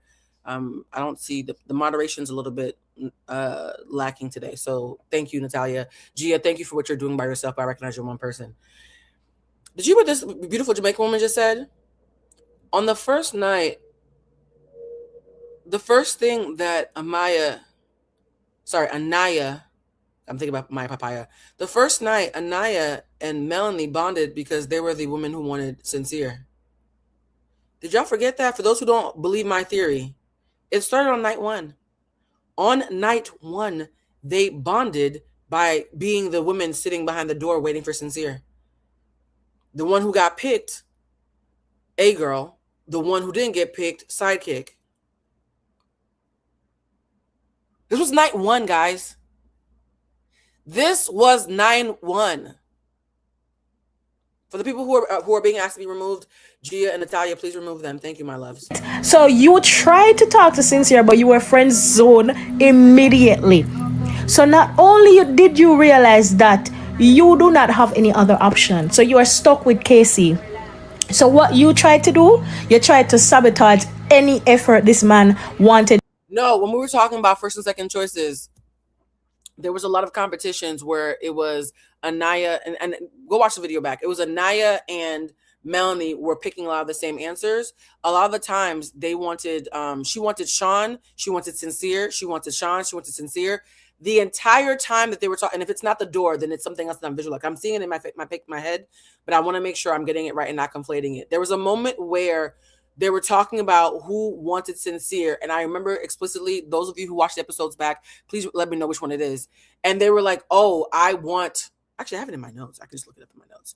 Anaya kept on saying Sincere was my first choice and Sean was my second. Anaya said that more than once. I will look back on my notes because I know some of you in here will watch me do hours of research, and the one thing I get wrong, you nitpick. But I'm very clear that night one, Anaya made it clear to all the girls that she liked Sean and Sincere. They bonded over the fact that they both thought Sincere was cute, which is unfortunate. To put into exploring anybody else.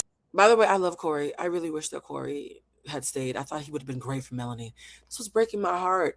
If Carl was someone that Anaya's heart was open to, and Melanie was open to Corey, and Sincere was left off yonder, and TT and KC could play in each other's face, I would have loved that. I actually would have loved that. You did that by emotionally manipulating him. He had to be reassuring you constantly, day after day after day.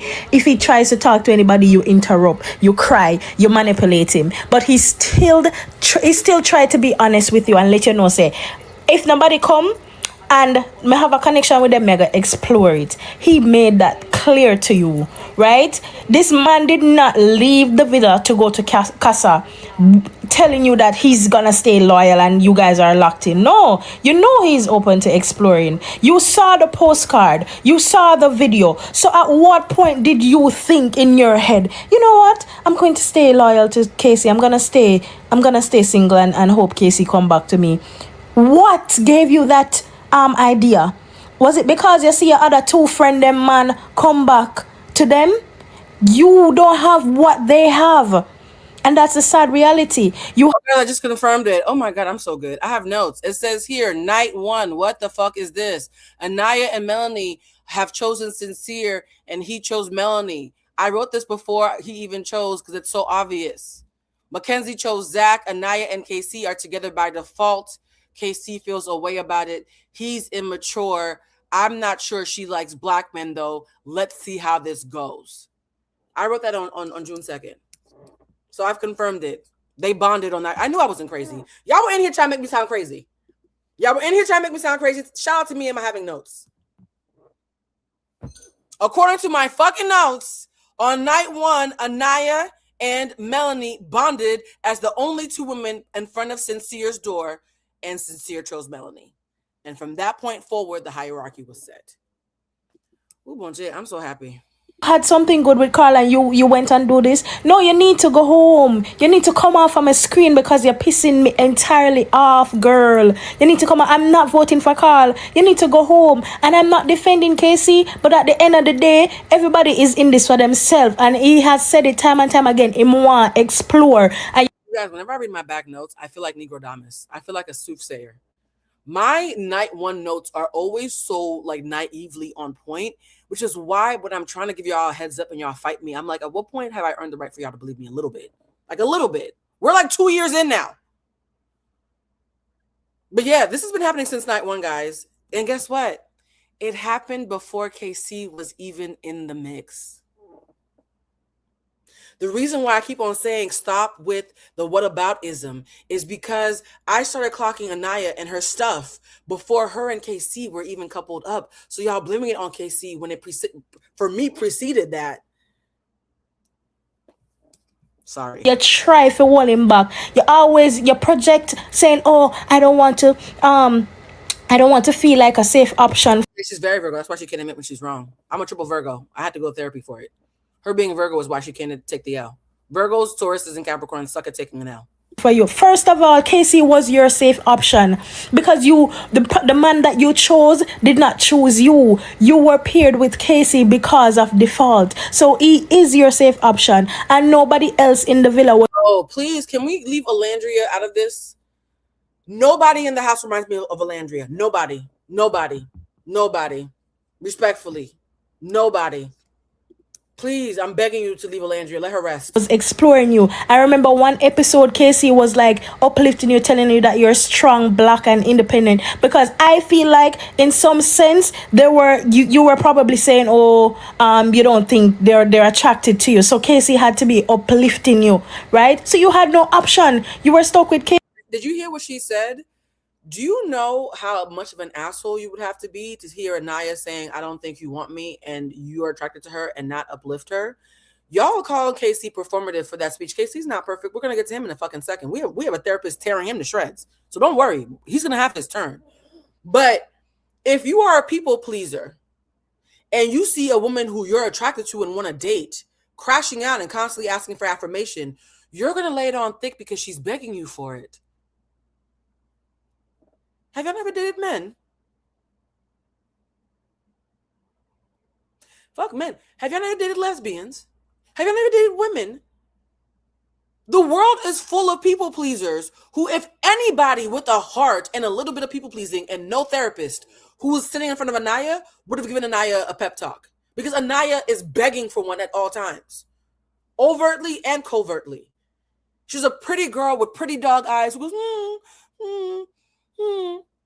Are you serious? We're mad that he didn't. And here's the funny thing. Had he sat there and coldly watched her begging for any kind of affirmation and not giving it, we would have called him names. So he would have been a cold sociopath if he had not affirmed her. And now he's a liar if he does affirm her. Even though KC is deeply flawed, the situation Anaya put him in would have made any man look bad. And that's not to give him a reprieve. It's to say, for those of you who act like this, girls, gays, and guys alike, and the non-binary folks who don't subscribe to any of that, anytime you show up from a defeated mindset and are constantly begging for affirmation, unless you're dealing with a bitch like me who's like, what are you doing? Please stop. This is very uncomfortable. Unless you're dealing with somebody who's autistic and or healed, they're going to lie to you because you've left them no other choice. Or if they're not lying, they're going to lay it on thick so you can calm the hell down.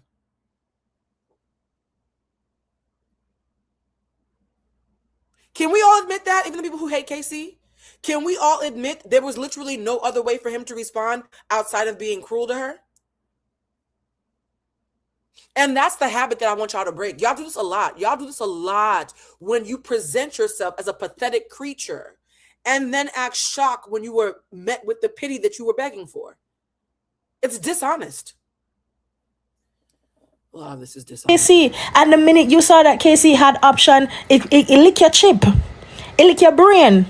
And this man constantly tell us, say, if him have a connection, him a go explore it. And the man tell you to explore it. He was uplifting you, motivating you, telling you to explore if you have a connection. At no point did you ever uplift him, motivate him, or tell him to explore. When you said your top two was Sincere and Sean, right? Wait, not the contacts. Sorry, I'm eating dinner because I realized I haven't eaten breakfast.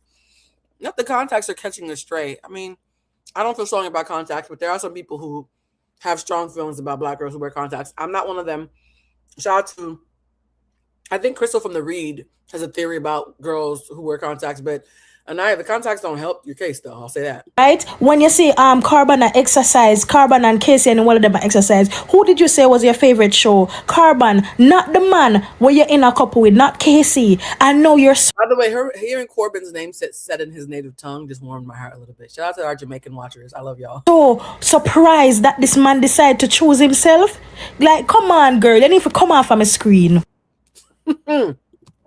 Ooh. Reading. Let's read this.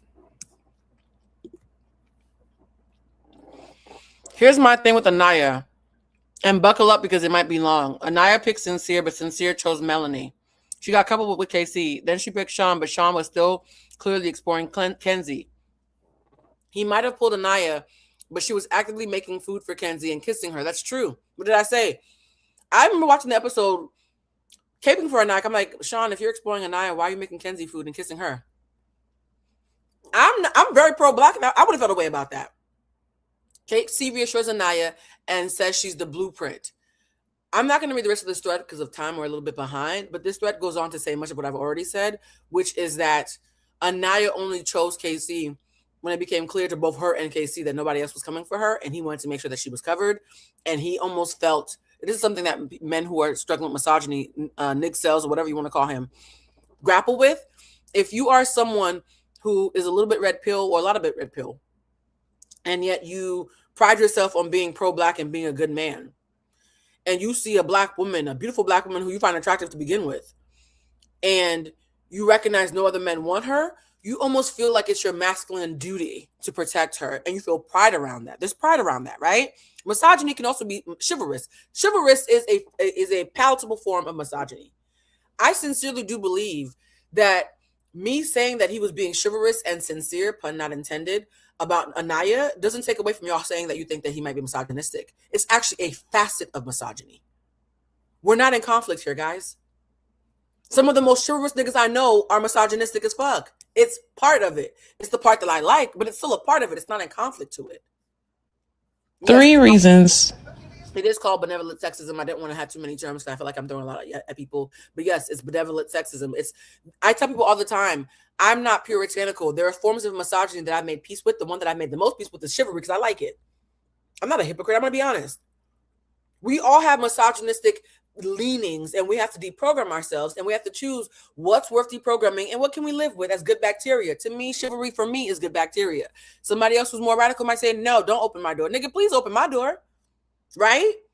So the same nigga who was sincerely trying to cover her and choosing her and felt obligated to her because he was proud of being the black man who could cover this black queen. He was being sincere, by the way.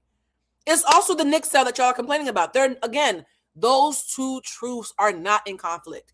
Me saying one doesn't mean I'm disagreeing with the other. Okay? Nuance. Let's continue. Now, here's the thing, though. Speaking of internalized misogyny, I wasn't, but I am now. Anaya is incredibly anti-black in her rhetoric.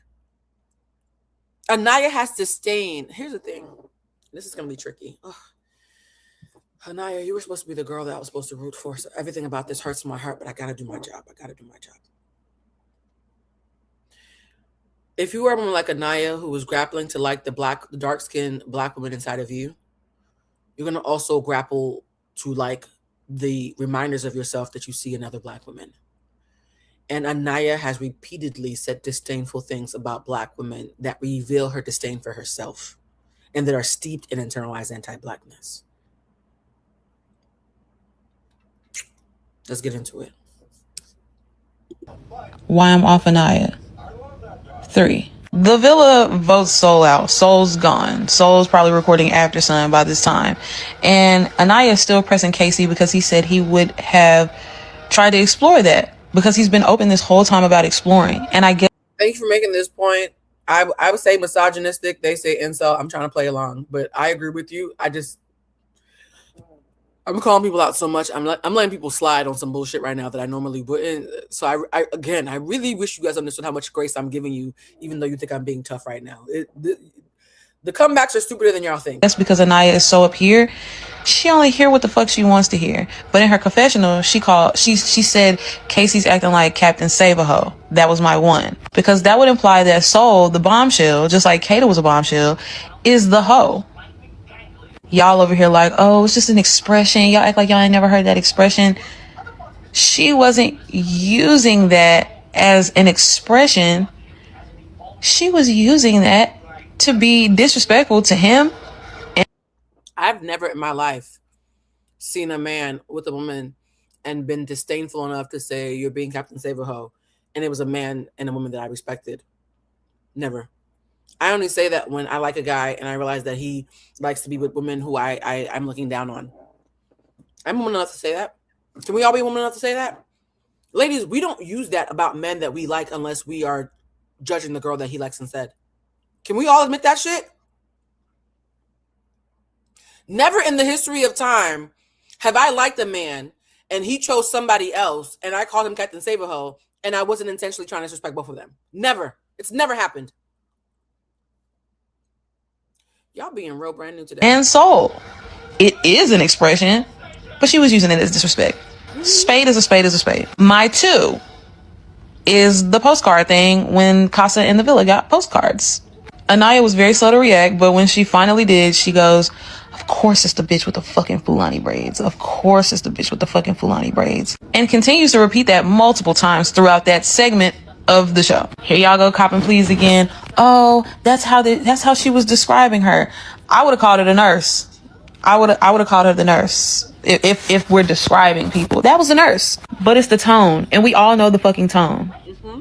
And I'm not sure why it's so hard for you guys to hold to hold Anaya accountable for saying really gross things with that type of tone. Because if Kana would have said that, that would have come off weird to y'all.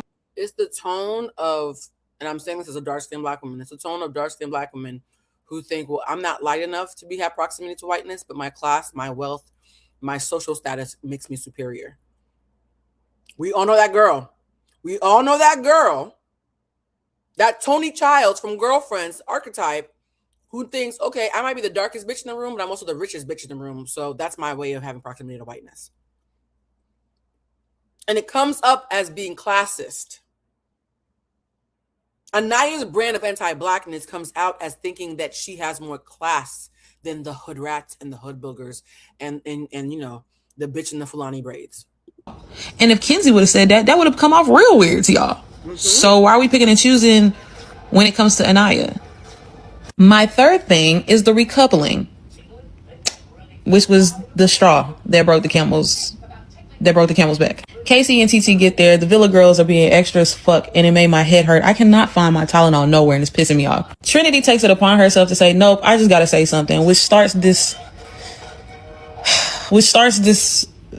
situation that shouldn't even have fucking happened. She's amping on KC, and TT at some point is trying to give context or trying to defend him. And I don't blame her, and here's why. Y'all on Threads talking about... By the way, guys, because words mean things, respectfully, this is not me chin checking you. I just want us to be on the right side of history. Anaya can't be colorist, but she can be color struck. When a dark-skinned person subscribes to colorism, they are color struck. So the Villa is colorist. Anaya is color struck. It means, oh my God, I believe in staying in my place. I believe in the hierarchy, and I am now a harbinger of chaos who's going to help uphold colorism, but I can't be colorist. In the same way that Anaya can't be racist, but she can be a bigot. So Anaya's not colorist, but she is incredibly color struck, and I want us to get a little bit smarter about that terminology. TT defending Casey, she only known him for 3 days. Babe, all these niggas don't know each other. They've been in the Villa for fucking 3 weeks. They don't know each other like that. It's been 3 weeks. Like the fuck? I'm not judging. But y'all was all for Kata giving up that kutika in the hideaway in the dawn of week 2. In the dawn of it. What episode was that? 11? 12? Like, fuck out of here. Y'all can't pick and choose. Y'all can't decide when something is good versus or when somebody can say they've known each other for X amount of times. They all don't know each other. It's only been 3 weeks. They all don't know each other. That's not a good plea to cop. And personally, I would defend anybody that I'm standing next to as a human. If I see that you're berating and trying to cuss somebody out and being disrespectful, I'm gonna be like, whoa. Maybe that's what aboutism, because you know who didn't see those girls talking shit? Anaya, and she still talked that way, which means those girls, when what they said is irrelevant to her behavior.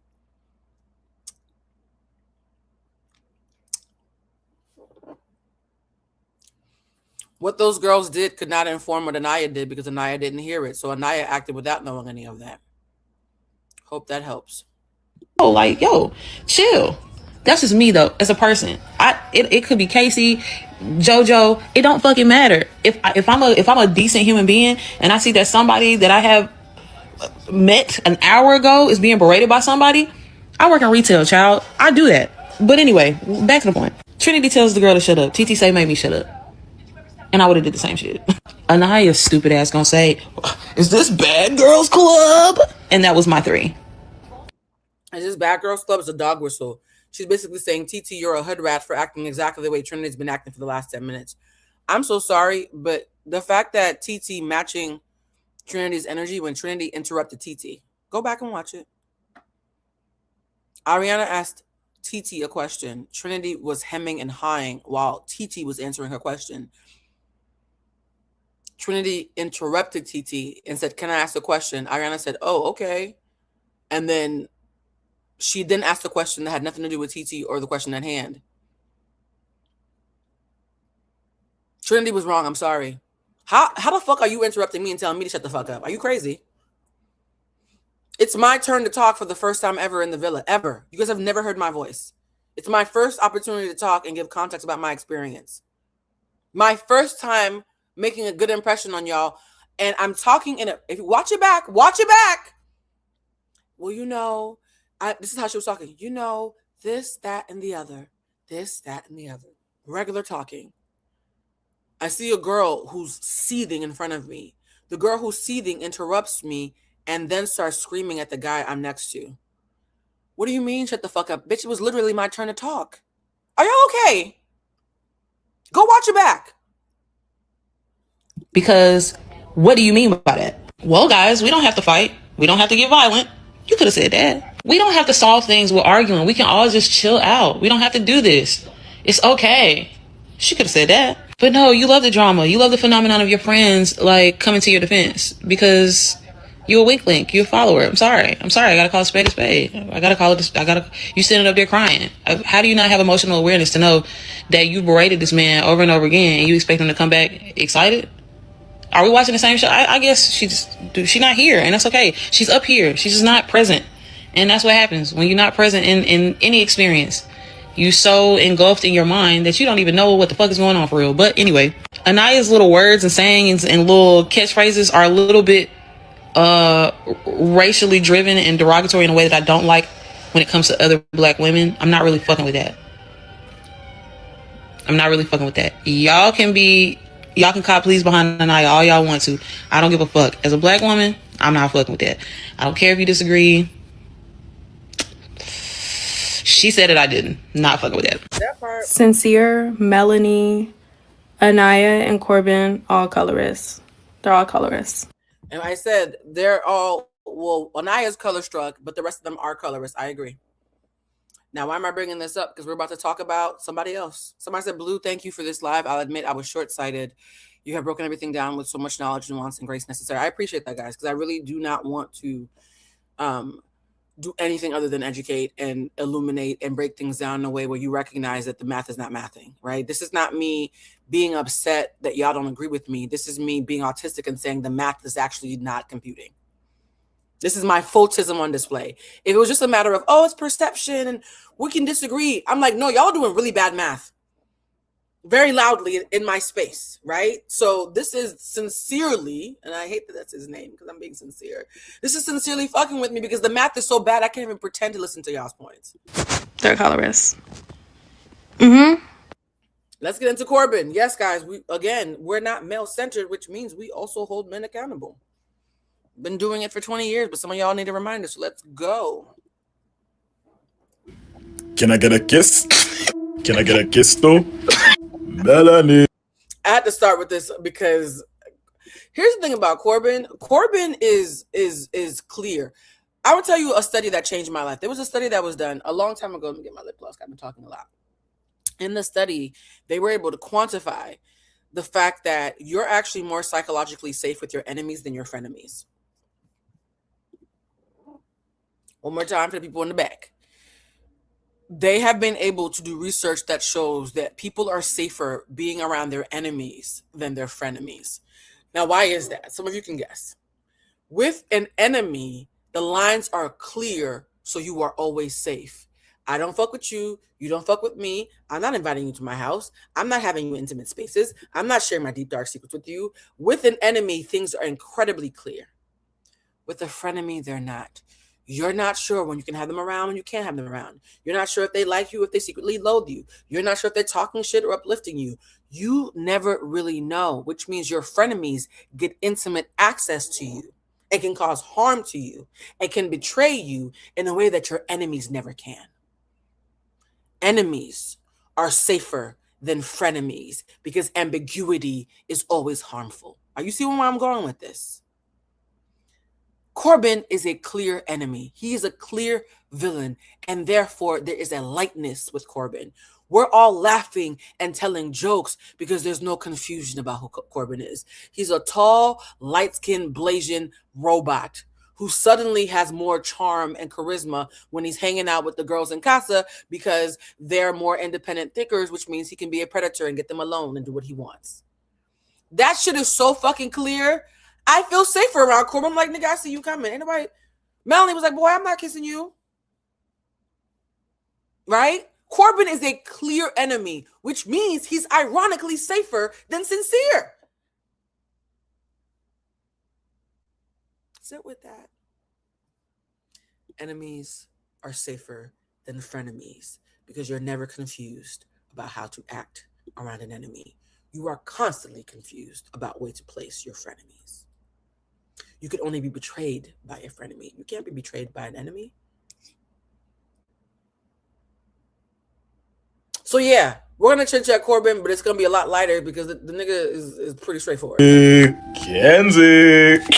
So, how many kids do you want? I want like 3 fucking people. I'm hot, you're hot. Fuck, we're perfect. I'ma fuck with y'all later. Corbin, go to sleep.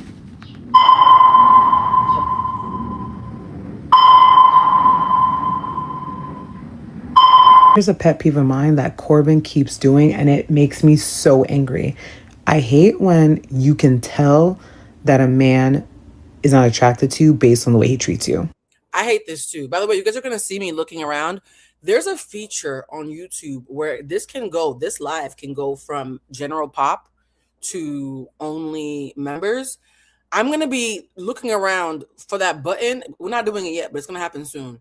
While she's talking, if I can't find it, I'll just start a new live. But I want to figure out that button. So if you see me looking around, it's not because I'm not paying attention.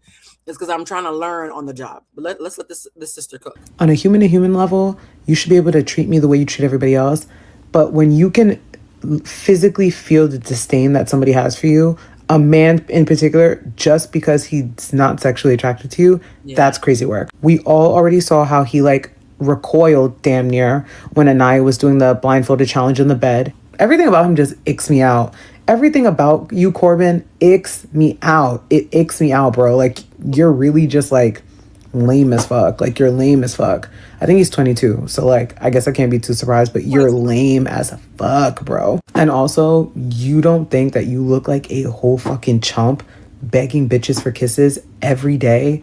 Yeah. Every day? Oh, can I get a kiss? And then every time a girl says no, he's tight. Yeah, he's low-key tight. Kata said no, he's repeatedly asking. Melanie said no, he's and she had to cut him off I'm putting a pause on it because I want to talk to Kenzie first. And that's the only thing that made him go oh, okay, it just makes me want you more. Yeah. You're not in college right now, buddy. The game don't work the same. The game don't work the same, bud.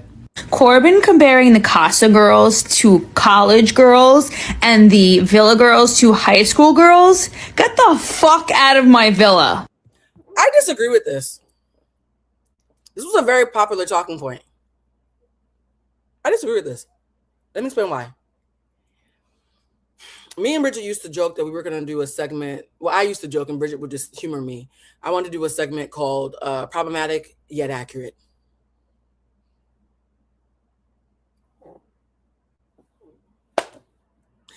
That statement was problematic yet incredibly accurate. The Casa girls act like high school hive-minded young women who are falling behind the queen bee, which is Kenzie / Melanie, right? When Melanie's upset, she's the queen bee. When Kenzie's just existing and being white, she's the queen bee. It's incredibly high school, actually. Every single thing that we have seen about the way the girls in Casa act, not Casa, the villa. Everything we've seen about the way the girls in the villa act is textbook high school behavior. Textbook. I'm actually shocked that everybody's upset about this comment. Probably because they hate Corbin and he's creepy and predatory and misogynistic. So it was the messenger, but he was not wrong. These girls very much act like high school girls. The girls in Casa very much act like liberated college girls who are individualistic, worried only about themselves, have let go of the mindset of hive mind, and are trying to assert their individuality through their sexuality. He actually ate with that, whether y'all like it or not. Well, you don't like him, right? Childish but true. You don't like him, but he's not wrong, babe. I'm so sorry. The computer that Corbin GPT put in the coordinates and spit out the right answer. These girls move like 17-year-old hive mind. And the girls in Casa, whether you love them or loathe them, move like sexually liberated, slightly selfish, self-involved college girls. And mind you, Corbin just came out of college. So he's not only making an accurate assessment, he's making it because he just left college. Of all the things Corbin has said, y'all are the most grossed out by the most stunningly accurate? Yeah. He had a point. Thank you. He's just a misogynistic pig. Problematic yet accurate. So I'm so sorry, guys. I can't be righteously indignant about a man that y'all don't like and that I'm not fond of either being correct. Of all the things to be pissed about, accuracy is very low on my list. Inconvenient accuracy coming from an unlikely source is not, I'm not dying on this hill. So can you believe that Corbin said the truth while being a predator? Yeah, predators say the truth all the time. How do you think they clock their prey? Sorry. Corbin, get the fuck out. When I think about it, there was this one part of last night's episode that really stuck out to me. And it was the part where Corbin was saying how, like, oh, the Casa girls are better than the Villa girls. But he had also said that the Casa girls are less cliquey. Which for him to say that really... Thank you. The girls made a similar comparison. Carl Gibbs, grown man with the 401k, basically called Casey broke and uneducated. Don't get me started on why y'all were quick to call Casey broke the minute the Wasian came in. Well, we're going to get into that. You guys, we're getting closer to the timestamps. For those of you who thought that I was just blowing smoke up your ass and like I'm like your everyday ambulance chaser, social commentarian who just says things to be sensational. Now that you realize that I actually maybe have done some research, please, this is your time to get pen and paper because we're almost getting to the part where we start looking at timestamps. We're going to do an autopsy. We're going to do an autopsy of the destruction of Anaya and KC, who I believe is actually behind it. It's not who you think. And who I think are the real villains of the season. Let's continue. Solidified Soul's journey in the villa of how isolated she was. Now, you know, like I hear everyone online being like, oh, like she's so annoying, like talking about her experience, even though one, that's her experience. She could talk however she wants. And two, she only made 2 public statements about it and maybe some, you know, live streams here and there. But I mean, this is just her opportunity to finally talk and speak since it's pretty evident in Plus Corbin's statement of how isolated she was because of the clickiness, unfortunately, of the Villa girls. And comparing it to the Casa girls, I mean, the way that they're functioning, that's how it should have been in the first place. Like, all the girls are like, okay, like, you're talking to this guy, maybe I might talk to this guy. And we're really open and exploring, which sucks because I like all the OG girls in the villa, but they just need to tone down the almost alleged mean girlness. This is my number 1 client. This is my number 2 client. This is my number 3 client. Do not ask me how the hell I'm going to make client 1 and client 2 work together. Now, I picked this content creator because, guys, I couldn't find the button, which means I'm going to have to just do a regular old live in the old-fashioned way. But this content creator and I have a lot in common. And my manager told me, you guys say things in common a lot. You might want to think about looking at her page. So surprise, surprise, I go to her page and she and I are having the same conflict where I adore Trinity and I'm completely on TT's side about what happened last night. It's a weird place to be in. It's a very weird place to be in. Didn't expect to find anybody else in this place, but I'm happy I found her. So this is what she has to say. I have board meetings all weekend to figure that shit out. But these are my clients and I'm standing by them. Casting and production, I apologize. You did your big one with that one. With TT. It's TT's house now. TT Island. I mean, Trinity, also, you know, I love you down. But at this point, learning to, like, you had no reason to make it about yourself that little second you try to. But also, learning to mind your business will save you from being checked. By the way, I have strong feelings about why Trinity confused everybody by changing the topic. Because in her changing the topic and the question that she asked, she actually revealed her part in what I believe to be a pretty sinister plan that I'm not sure she recognizes she's a part of. On global television, just for future. We'll talk about it, but for future, just mind your business. We can learn, we can grow from this. But again, this is TT's house, this is TT Island. This is a shakeup that we needed. The mean girl clique in that villa. My God, by the way, how mean were they tonight? How just like between TT and Parmita, it's not gonna work anymore. They don't have the securities that some of y'all have. For real. And more importantly, I could have swore I heard the ghost of... By the way, to all the people who have been disempowered and felt like they didn't have a voice, and because of that, they thought that the girls acting like absolute donkeys was a winning moment. Those girls are saying what you never could in your personal life. Please go talk to the lady and stop clapping for bad behavior that you wish that you could have enacted yourself, but that you had the discernment not to. But what happened last night was cathartic. It was still fucked up. I understand why so many of you are clapping for that bullshit we saw last night, because it's probably the very group of you who have spent many years biting your tongue, not being able to defend yourself in real time, and remembering in the shower, shit, I should have said this, I should have said that, I should have said this, I should have said that. So whenever you see somebody who can stand up for themselves in the moment, you get excited because it's cathartic to see them succeed in the place that you have failed. I understand why emotionally you convince yourself that shit was okay. It's still not okay. It's still not okay. It's still whack as fuck. Satisfying and whack as fuck. And so maybe heal the part of you that clapped for it rather than keep on caping for it. Soul being mentioned yet again on the 6th, 7th fucking day she's been out of the villa. You guys are like online talking about her being like a non-factor, like doing too much offline right now. Anyway, let me stop. TikTok, are we watching the same show? Because I'm starting to feel like TikTok only like weak bitches and weak bitches only. Y'all don't like no real bitches. Bayo was a real bitch. Soul was a real bitch. And TT is a real bitch. And so this one was by request. Somebody hit me up and said, Blue, bird fight. Y'all are somebody said, Blue, I know you're gonna try to do that educator shit. Can you have just one person who just says the shit? So I'm not gonna talk like this here, although I have been on the verge a couple of times. I'm gonna let this young lady have a cathartic. Y'all had a cathartic moment. For those of you who wanted to see TT and them get cussed out, y'all had a cathartic moment. Let this woman have her cathartic moment. She does say something that is quite poignant. Colorful language aside, okay? She says, and this is something I've said before, but less colorfully. If I'm standing next to someone I care about, and it's 3 or 4 against 1, if I care about them, it's about to be 2 against 4 instead of 1 against 4. Because what the fuck would I look like watching somebody I give any bit of a damn about when I'm standing right here, totally able to have their back? I 1,000% agree with that. And what blew my mind is all of my friends who I saw clapping for those girls, especially Trinity, yelling at TT, are the same friends who, if they were standing beside me, would have spoken up on my behalf.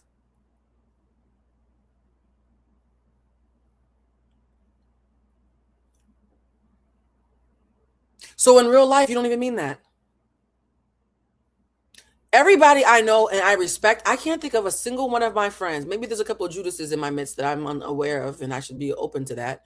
But from the people that I know that I'm close to, I can't think of anybody who would watch me standing there answering a question, see somebody seething and interrupt my question, get permission from the host, not from me, get permission from the host to interrupt me, start yelling at my nigga and think that I'm just going to stand there and not do nothing.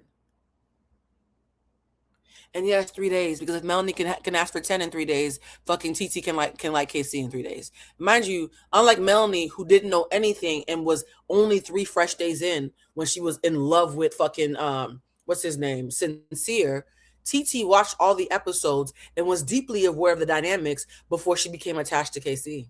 I'm not caping for it. I'm just saying TT her 3 days was heavier than Melanie's 3 days, and y'all gave Melanie grace.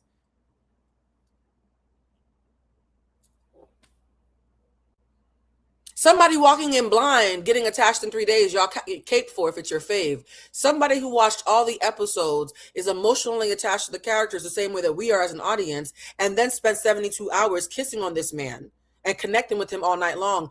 Now y'all are confused about what 3 days means?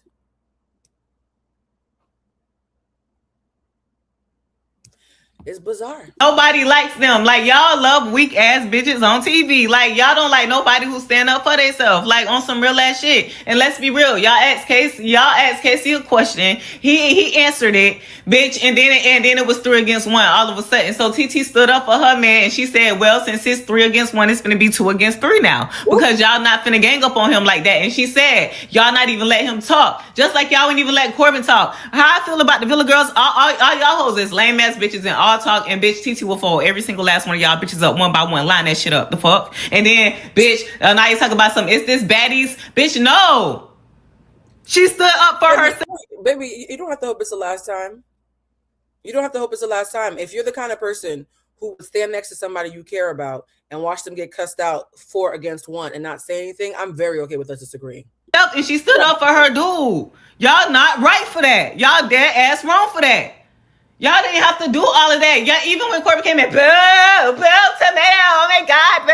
Like, that is so lame. Like, I feel like every single last one of them Villa girls can't fight, and all them bitches all talk, and they all fake. Every single last one of y'all fake. Because how I feel, bitch, it was never Casey and Trinity. It was never Casey and motherfucking Melanie, and it was never Casey and Kata. The fuck? What the fuck? Kata, Trinity, and what the other bitch, and Melanie had no motherfucking rights to say shit. That's not y'all connection. Anaya should have been the only person that's talking, period.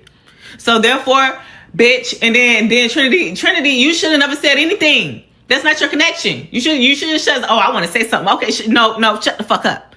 Because Casey was never your connection. Why are you bringing up drama? So yeah, you damn right. TT jumped in it the same way you jumped in Casey and Anaya connection. Bitch, she jumped in it too. Bitch, the fuck, cause y'all not finna gang up on him. So since y'all wanted to be three against two, bitch, actually 4.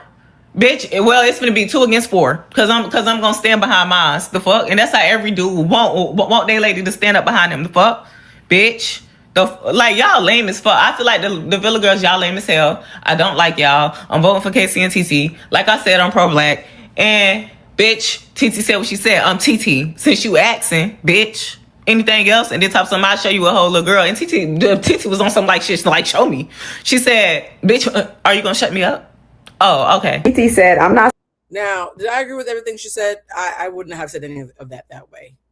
And though, I do think the value in showing that, and I worked really hard to not interrupt her while she was talking. There is a visceral reaction that happens when you are walking into a foreign space and you don't know anybody. You just know from seeing them on screens from the producers. And immediately there is booing and hissing and eye rolling. There's a snarl that Trinity let out when the girls came out. She was snarling. Go watch it. Go watch it. I can't think of anybody who can say without lying that they would not have felt completely fucked up about being approached like that, even if someone wasn't talking directly to you. If I walk out holding a man's hand and you're booing him, you're booing us. You guys can't be this naive. The gag is, I'm on camera right now. If you were on a stage right now sitting next to someone and they got booed, you would feel a way just sitting next to them, even though you know it wasn't for you. It's naive as fuck. I live in LA. I'm on sets all the time. It's naive as fuck for you guys to think that someone standing in that situation is not going to have a visceral reaction. Thank you, Gia. I take issue with the delivery and vitriol, not the actual substance of what she was said. And the reason why I wanted to include her is there's a lot of people who have been posting like her who I agree with their points, but I don't agree with their delivery. And I wanted those people to see themselves and to recognize, hey, we're on the same page, maybe packaged differently. So the people who are, because there's extremes. There's extreme people who are caping, and there's the people who want to fight on behalf of TT. I'm neither, right? I want you to understand that I want both of you to meet me somewhere in the middle. I want both of you to meet me somewhere in the middle.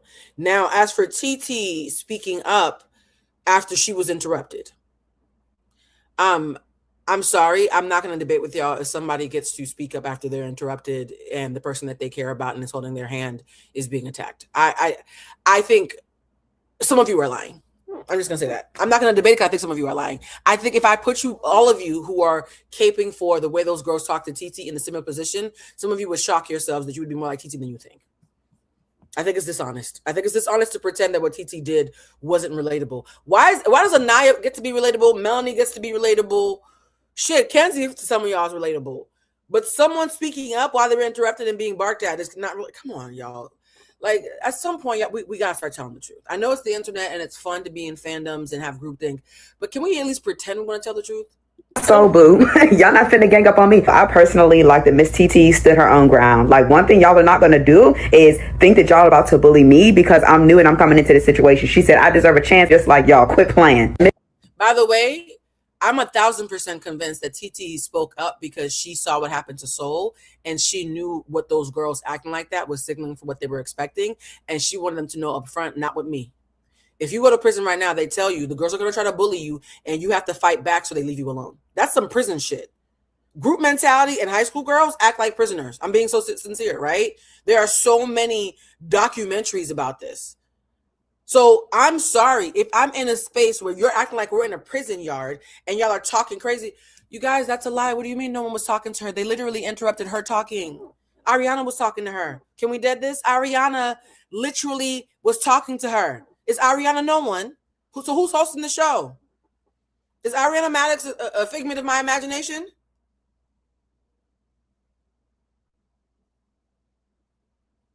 The host is talking to you and you're interrupted. What do you mean no one? That's just a lie. Go watch it back. We don't have to argue. Literally go watch it back. That's a lie. Oh, nobody was talking to her when they interrupted her. Y'all, come on. This Parmita stood her own as well, honey. Like, whenever it came time to, they thought they was about to push that energy with Corbin towards her. She said, no, ma'am. I don't care what y'all saw on the screen. I was there, okay? And it was during this interaction, whenever Melanie, who chose Sincere but decided to cuss him out, but decided to tell him off, but decided to choose him in the same breath. It was in this moment that I knew that the Casey and Anaya, I knew that recoupling was going to be insane. I don't even know if this sounds weird, but as it was building up and leading up to this moment, I was like really get nervous because I was just like, this group of women, they are extremely toxic and they feed off of each other, right? Do y'all hear this point? She said, and this is something I felt too, but didn't have language for, so I want to thank this creator. What is her name? Maria with a Y. The minute Melanie cussed out Sincere, I knew it was going to be a shit show. And I was like, why am I so convinced? This girl nailed it. Because they are doing groupthink, when one of the leaders acts a fool, that tells all the other birds they get to squawk. I immediately felt it, but couldn't in the moment taste it. The minute the person who is in a space of leadership shows their ass, it signals to everybody else that they get to show their ass as well. So if one does something, another one does it, and another one does it. It literally feels like high school. And I'm just so over it. Not gonna hold you. Trinity's one of my favorites. She almost lost me tonight. Can we admit that all the people who are making these critiques, how many of these people have said, I love Trinity, she was my favorite, what is she doing, I love Trinity? So y'all can't keep on saying that these are haters. I too love Trinity, and she almost lost me last night. At what point do you admit that a bunch of people who fuck with Trinity still thought that shit was lame last night? This idea that anybody who holds you accountable must be your enemy. What kind of relationships do y'all have in real life? I'm curious. Like, what kind of, y'all got friends? No? Because I'm just like, it was a little bit disrespectful in the way you're yelling at the girls, yelling at the guys. Like, I just feel like as a group collectively, these women are toxic. Caleb said this group is cliquey. Corbin said this group is cliquey. Soul said this group is cliquey. What else do y'all need to believe that this group of women, they're cliquey and they're bullies, period. Are we watching the same fucking show? Are we watching the same show? At this point, I'm starting to think there's different shows being broadcasted because there's absolutely no reason y'all think that TT is standing up there expressing her feelings about coupling up with Casey and Trinity can interrupt and say, oh, I have a question. Interrupts TT and asks her question to KC, and now she could just say, well, bitch, I'm not talking to you. And y'all are agreeing with it. Everywhere online, I'm seeing everybody's agreeing that Trinity was right. Trinity was wrong. She interrupted TT. She was being disrespectful, calling her bitch. I don't know you, what, yada, yada, yada. All TT said was, regardless of if you know me or not, I can speak. Y'all. Baby, I watched the clip 4 times. You need to leave. Why are you still here? You told me to stop watching the show if I didn't enjoy it 2 hours ago, yet you're still here. Are you supposed to be like a personification of irony? Could it be that it's possible to not enjoy how somebody is acting and still enjoy the entertainment value? And therefore, you're proving my point just by you remaining here 2.5 hours after you told me to stop watching Love Island? I love that for us. I don't control me. Are we watching the same show? Honestly. And at this point, I just feel like, Anaya, you're stupid. We can't keep coddling you. They're coddling you to the point where they're bringing back a fucking dumped bombshell to the villa because they gave you 12 niggas on a platter and you still decided to pick KC. Like, what are we doing? By the way, guys, remember, KC is going to get his licks. So I don't want y'all to think that this is a KC stand page. Everybody's getting called out today. Is this Love Island? I feel like this is another phenomenon. Like, the show is great, but to see how things are moving because of social media is absolutely insane. And there was never a time in Love Island history where they would bring back a bombshell that got dumped from Casa Amor. And they're only doing it because of social media's reactions to Anaya. Yeah, I feel bad for Carl. Honestly, I don't even know that man like that, but don't nobody deserve to be brought back under duress after the shit that he just saw. Like, come on, Carl. Carl didn't do nothing to deserve this. Carl was just trying to be a rich Wasian, minding his business, putting in his Pantene in his hair, and getting his waves right. Like, you don't need all this, child. But it's like, everything I've seen online is driving me fucking insane. Let's get to KC. Let's I do gotta it. be missing something. Like, I have to be missing something. So we're going to talk about the things that Casey deserves grace for and the things that make Casey completely full of shit. We're doing both. We're doing both. We're doing both. Okay? And the reason why everybody's getting lashes is because everybody's full of shit and everybody's flawed and human. And this is a space where we are fair. And when y'all said, Blue, why aren't you talking about the men? We about to talk about some men now. It might not end up how you expected, but y'all asked, and look, let it not be said Blue Chalusma is not open to feedback. So we're gonna talk about men a lot for the rest of this fucking live. This last hour of the live is all about, and for those of you who are members, just know that the link for the members after show just went up. I got so much I want to say that I'm biting my tongue right now. But yeah, I'll see you over there. Hold on. Let's play this. The response to Casey is blowing my mind. He told that girl every chance that he got that he wanted to explore. He was open to explore. And every single time that he got the chance to do it, or he expressed that he wanted to do it, she made it known that she did not like it. She was not happy about it. And ultimately, he spared her feelings every single chance that they don't always bring back people, and when they do, it's not something that's a blatant response to a contestant making the wrong choice like this. Why do y'all act like they don't find new ways to do the same outcome? Like, you know, that's called production, right? They do new stuff all the time. It's okay. He went to Casa Amor, didn't have to think about her, did what he was supposed to do, explored, because he never got the opportunity to do that because he was sparing her feelings. I didn't give Anaya grace by saying that her anti-blackness was unintentional and that I was rooting for her to pick a man who wanted her rather than continuing to pick a man that she knew she didn't even want. That's not grace. You need to look up what the word grace means. Rooting for someone to get out of their own way so they can have the happiness they deserve rather than holding on to the familiarity of something toxic. That is complete grace. Oh, let me put my light back on. How's that not grace? I repeatedly said that Anaya is buckling under the weight of internalized anti-blackness that I'm choosing to believe is not intentional because I don't believe she's malicious. Calling somebody human and saying that I don't think their flaws make them malicious is grace. Telling somebody that their biases are unintentional because I don't believe they're malicious is grace. Telling someone I want them to get out their way so that they can find someone who really loves them properly is grace. Calling someone beautiful is grace. How much more grace do you want? So you want me to pander is what you're saying. So you spelled it pander wrong. Pandr. Because I've already shown grace. And now he is public enemy number one. That is mind-blowing to me. She would not, and let me not say allow, because he could ultimately do what he wanted to do, but he chose her. He spared her feelings multiple times. And this is not about, like he said, he's choosing him. He's supposed to do that. I feel like these girls are not understanding, like, y'all are not in a relationship. Y'all talk about after 3 days, baby, after 3 weeks, y'all been in that villa 3 weeks and y'all acting like y'all are married and engaged. These villa girls to me are just Zach and Bryce are about to get so fucking called out. If we run out of time, that might be what's in the members only area. Spoiler alert, the real villains are Zach and Bryce. The real fucking villains are Zach and Bryce. We'll get to that in a second. Are childish. Like, let's talk about, is this Bad Girls Club? Y'all came with that energy. And when somebody gives it back to you, then it's, oh, this is Bad Girls Club. Y'all came with that energy.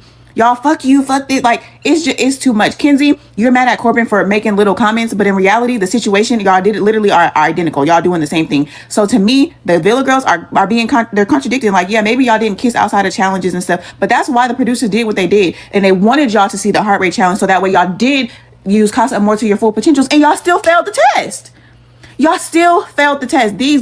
Please, Love Island, I need an age limit. I need about 25 and up, and I'm being generous with 25. The reason I include this young lady is you think she's caping for KC, but the entire time, if you're really listening, she's frustrated at these girls again stood in their own way. The amount of Black women I've seen say that they were rooting for these girls to pick new men and start over and be cherished and treated properly, and who are dumbfounded that these girls betrayed themselves and then got mad at other people. Anaya betrayed herself and then got mad at Casey.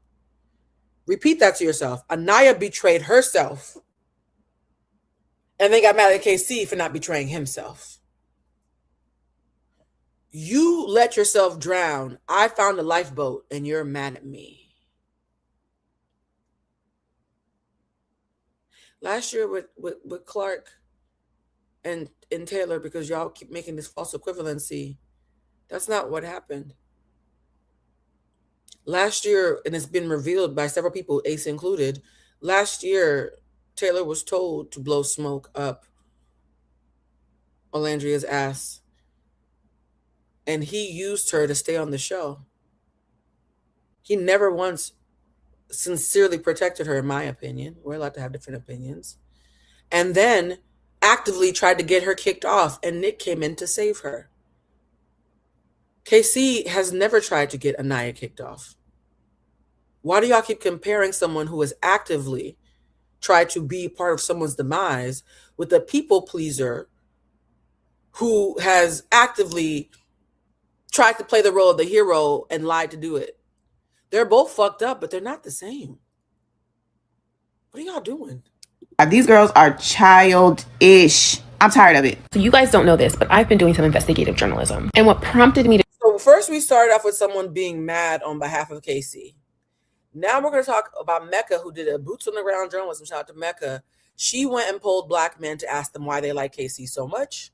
And then after this, we're going to have a therapist. A therapist is going to break down how Casey is full of shit. I promised y'all we were going to be fair, and I'm going to live up to that promise. To do this is because if you keep up with me, you know I'm watching Love Island with my brother, Darrington. He's a big fan of Casey. In the past couple weeks, I have been on Not That Serious podcast on Sundays, or we record Sundays after Love Island. And obviously that's a boy podcast. They're all from Jersey, like Sincere. They all, also Black men, support Casey. And so after I did that last week, I said, Thank you. Olandria did not get a whole week of warnings like Anaya did. Please stop with the false equivalency. there's a pattern here. Black men supporting KC. I need to ask the other Black men I know. So all week I have been kind of like, my friends who I know would like watch Love Island or even aware of it, like asking the fellas how they feel about KC. And they all like really see themselves in KC at some level. Now we do know that 1 million more people are voting on Love Island, probably double, triple that are watching. So it's safe to say we got a lot more boys watching the Villa nowadays. Now I have been saying since day one, I don't think Casey's a bad person. I don't think Anaya's a bad person. I don't think they're compatible necessarily based on how they communicate. The thing about Love Island and what makes like the big stars is seeing yourself in them, right? And so Casey, from what I've been told by the boys, this is just, boots on the ground journalism, guys. A lot of the fellas do feel like Casey has communicated that he wants to explore. Now, from what I've seen, I do think Casey has said to Anaya, I want to explore. With the caveat, it hasn't been effective for Anaya's communication style. Because he'll say that and then she reacts. And because he likes her, he doesn't do it. He doesn't really act on it because he knows it's going to make her upset. And so that is confusing because it's like, even though he's saying like, I want to explore, and there are screenshots and clips on Twitter if you don't think he said it. He said it a couple times. He needs to say it more because some people need to hear it multiple times. I think Anaya is that type of person. And then he needs to act on it because I think not acting on it is in her head computing to like, he doesn't like, this is confusing me. Now, Anaya has not really had anyone to explore with. I've said that since day one. Up until this point with these 12 new men, if Casey had chosen... Anaya has really not had anybody to explore with. I love how everybody's low-key agreeing to this and still is rocking with Anaya. If anything, it's us, because I'm still trying to figure out how to make this go from live to whatever. If anything, it's us like throwing her a bone and saying, baby girl was not adequately supplied with people until Casa. And I think that's why when she finally was given opportunities in Casa and did not take them, we were so crestfallen because we thought that's all that was missing. We thought the only reason Anaya is in this mess is because Anaya has not been given choices. The producers who are all up on Twitter and Threads and TikTok said, bet we're going to give her 12. We're going to double the choices and make a third of them chocolate. We're going to make them look like if KC went to the gym. Yeah? And we still ended up here. Like the amount of people, you want to talk about grace? The amount of people who are trying to spoon feed Anaya salvation. up, Anaya was gonna be gone. So I do understand her attachment and her hesitancy to like agree or, just like be like, oh yeah, just go explore. You know what I'm saying? And a lot of the fellas feel like that happens to them. They feel like they communicate effectively with ladies and it's not always received, even though they feel like they have said it. This brings me to my main point. Someone on Twitter tweeted, I think Casey and Tierra are going to get the Clark and Taylor treatment when they get back in the villa. And I say no. Y'all keep trying to compare them to Taylor and Landria. This is not the same situation. One, because I've said this before, I think Casey really likes Anaya. I think Anaya really likes Casey. Taylor obviously did not like Landria. He would not even touch her. Also, I think since everyone as an audience was really fed up with Couples Island, we were also excited about yesterday, all so excited about seeing these Casa girls. The audience reaction to the Casa girls is completely different from last season as well. This is one of the first times, I've been seeing tweets like, I've never rooted for a Casa girl. Like the Casa girls, and already people were like, oh, she's so T. And this is not to say that never happens, but it is to say like the excitement I've seen behind the Casa girls is a little bit different than like previous season. And that's based on how the OG couples have been moving and like how the audience has been responding to it. I could see Casey and Tierra, or whoever he picks, honestly, linking up and still becoming a very well-liked couple within the villa with the audience in a way that Clark and Taylor could never be because of that how that whole situation unfolded. And honestly, I really hope Anaya does her big one and chooses someone else. I hope Casey chooses someone else because to me, that's multiple black couples on the island. Thank you. We want multiple black couples. You guys, I just texted my manager like, baby, where is this button? She sent me a screenshot, but I don't know the screenshot of what section it's in. This is what happens when you are not tech savvy. I actually agree. If Anaya and KC had different people, we would have had several black. Let me breathe. We could have had it all. That's a win for me. These are our licensed therapist takeaways from Love Island Season 8, Episode 19. Now this one, I hope my manager responds. Girl, help. What is this a screenshot of? Where is this? This therapist does a really great job of breaking down why KC now resents Anaya so much. He resents her. I knew KC wasn't coming back. If I go to the live control room in the chat, she'll be on the right side. Okay, she's texting me right now. He does such a good job. I'm gonna cam down and let him cook, because here's the thing y'all don't understand. It is possible for an this happens to me quite often actually. It's possible for an emotionally immature man to be sincerely interested in you, like sincerely want to date you, sincerely want to be with you, sincerely be sexually attracted to you. And through a series of events, you trigger things inside of him that make him resent you. And so because of that, I need y'all to stop thinking that just because they ended up here, that KC never liked her. That's not true. The relationship devolved. And I want to let him explain to you what it looks like when a man resents you because you've triggered a part of him that's insecure. And hopefully by the time I come back in 2 minutes when this is done, I'll know how to press that button, child. Keep in mind that we're getting deliberate edits of people and environment meant to manufacture drama, so I'm just using this as a lens to discuss therapeutic ideas and not in literal or diagnostic fashion. In this video, I'm going to go into different defenses that Casey displayed in Casa Amor in response to a narcissistic wound with Anaya. The way I can characterize Casey's behavior in Casa Amor is acting out in response to a narcissistic wound, or feeling small or rejected, humiliated, whatever it may be. He consistently harps on wanting to be wanted, which insinuates that Anaya didn't make him want to feel wanted because she didn't initially pick him. That makes him question if it's real or not, made him feel humiliated and degraded. Furthermore, he explains that he doesn't want to be begging for kisses. Again, this shows that he felt humiliated, that she had complete power in the dynamic, that he was begging her for some level of attention or reciprocity. This would lead him to feel resentful, contemptuous, angry, powerless, and so you would see his ego on display in Casa Amor. Basically, the response to compensate for feeling small is to try to make ourselves bigger. We see this display in I'm more powerful here, or my aura is better, or I'm more wanted here. Basically, I'm desired here. This would be intoxicating when he's felt humiliated that he's been reduced down to begging for somebody in his mind. On the same vein, we get him degrading Anaya, displaying contempt. So basically, he feels like he has less power in the dynamic, so he wants to feel more powerful. So he says stuff like, I have nothing in common with Anaya, and TT's the exact opposite of Anaya.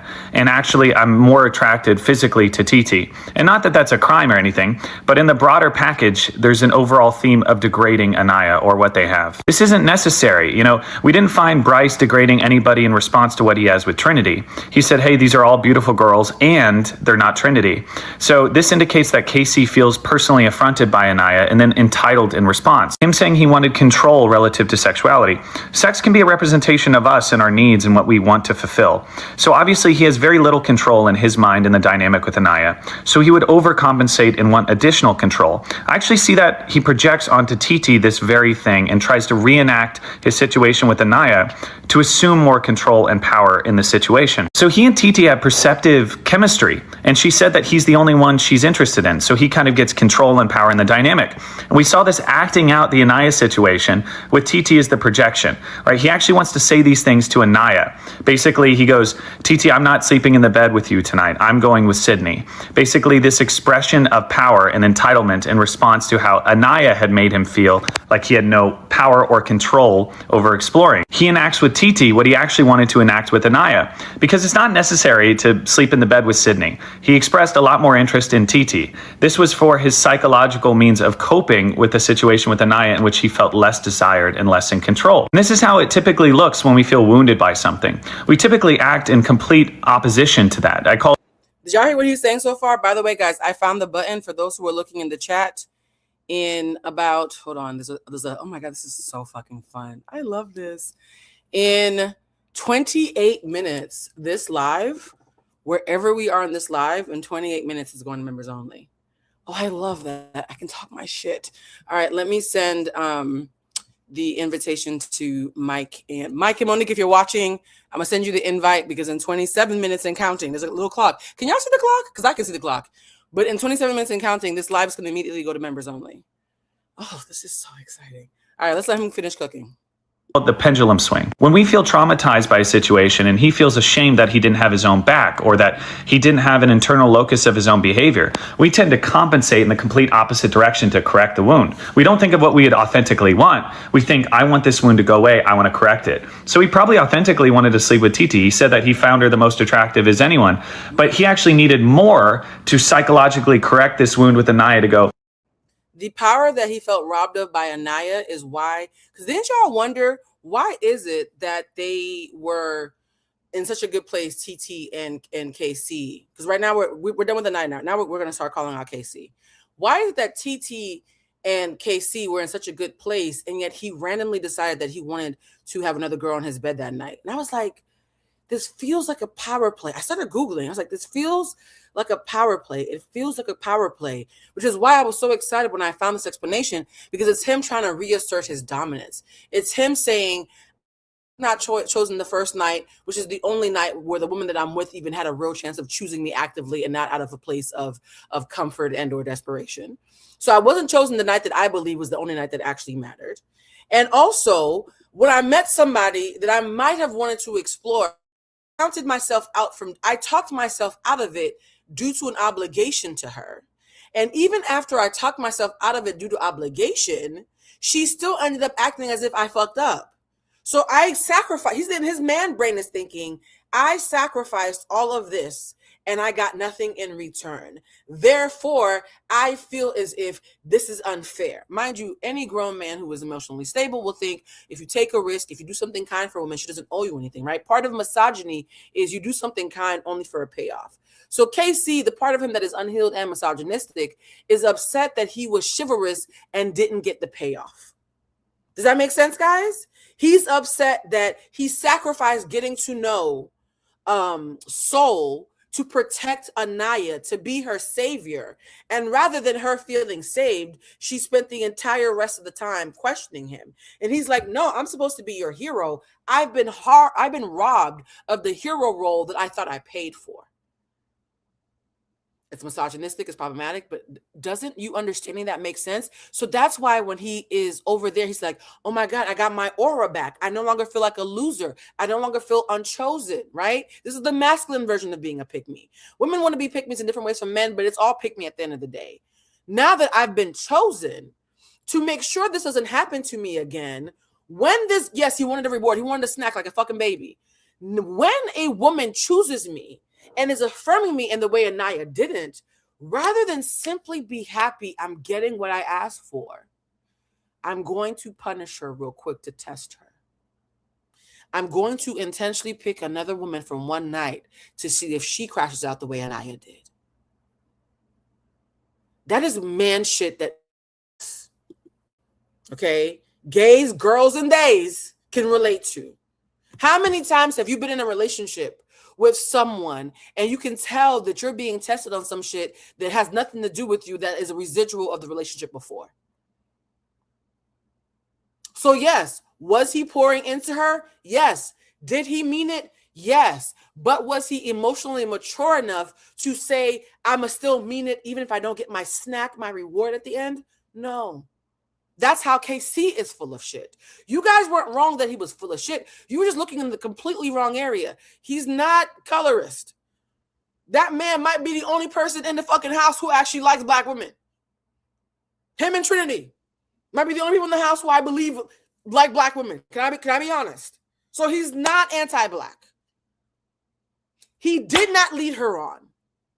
And he's incredibly immature and self-serving. And in the words of who played, I think Dominique played this role. There was a girl named Dominique who was insecure. I just saw her a couple of nights ago, actually, on Wednesday night at this dinner party I went to. And she's talking to Lawrence, right? This is like the Lawrence effect. And she says to Lawrence, you're the worst kind of fuckboy. You're the fuckboy who's convinced he's a good guy.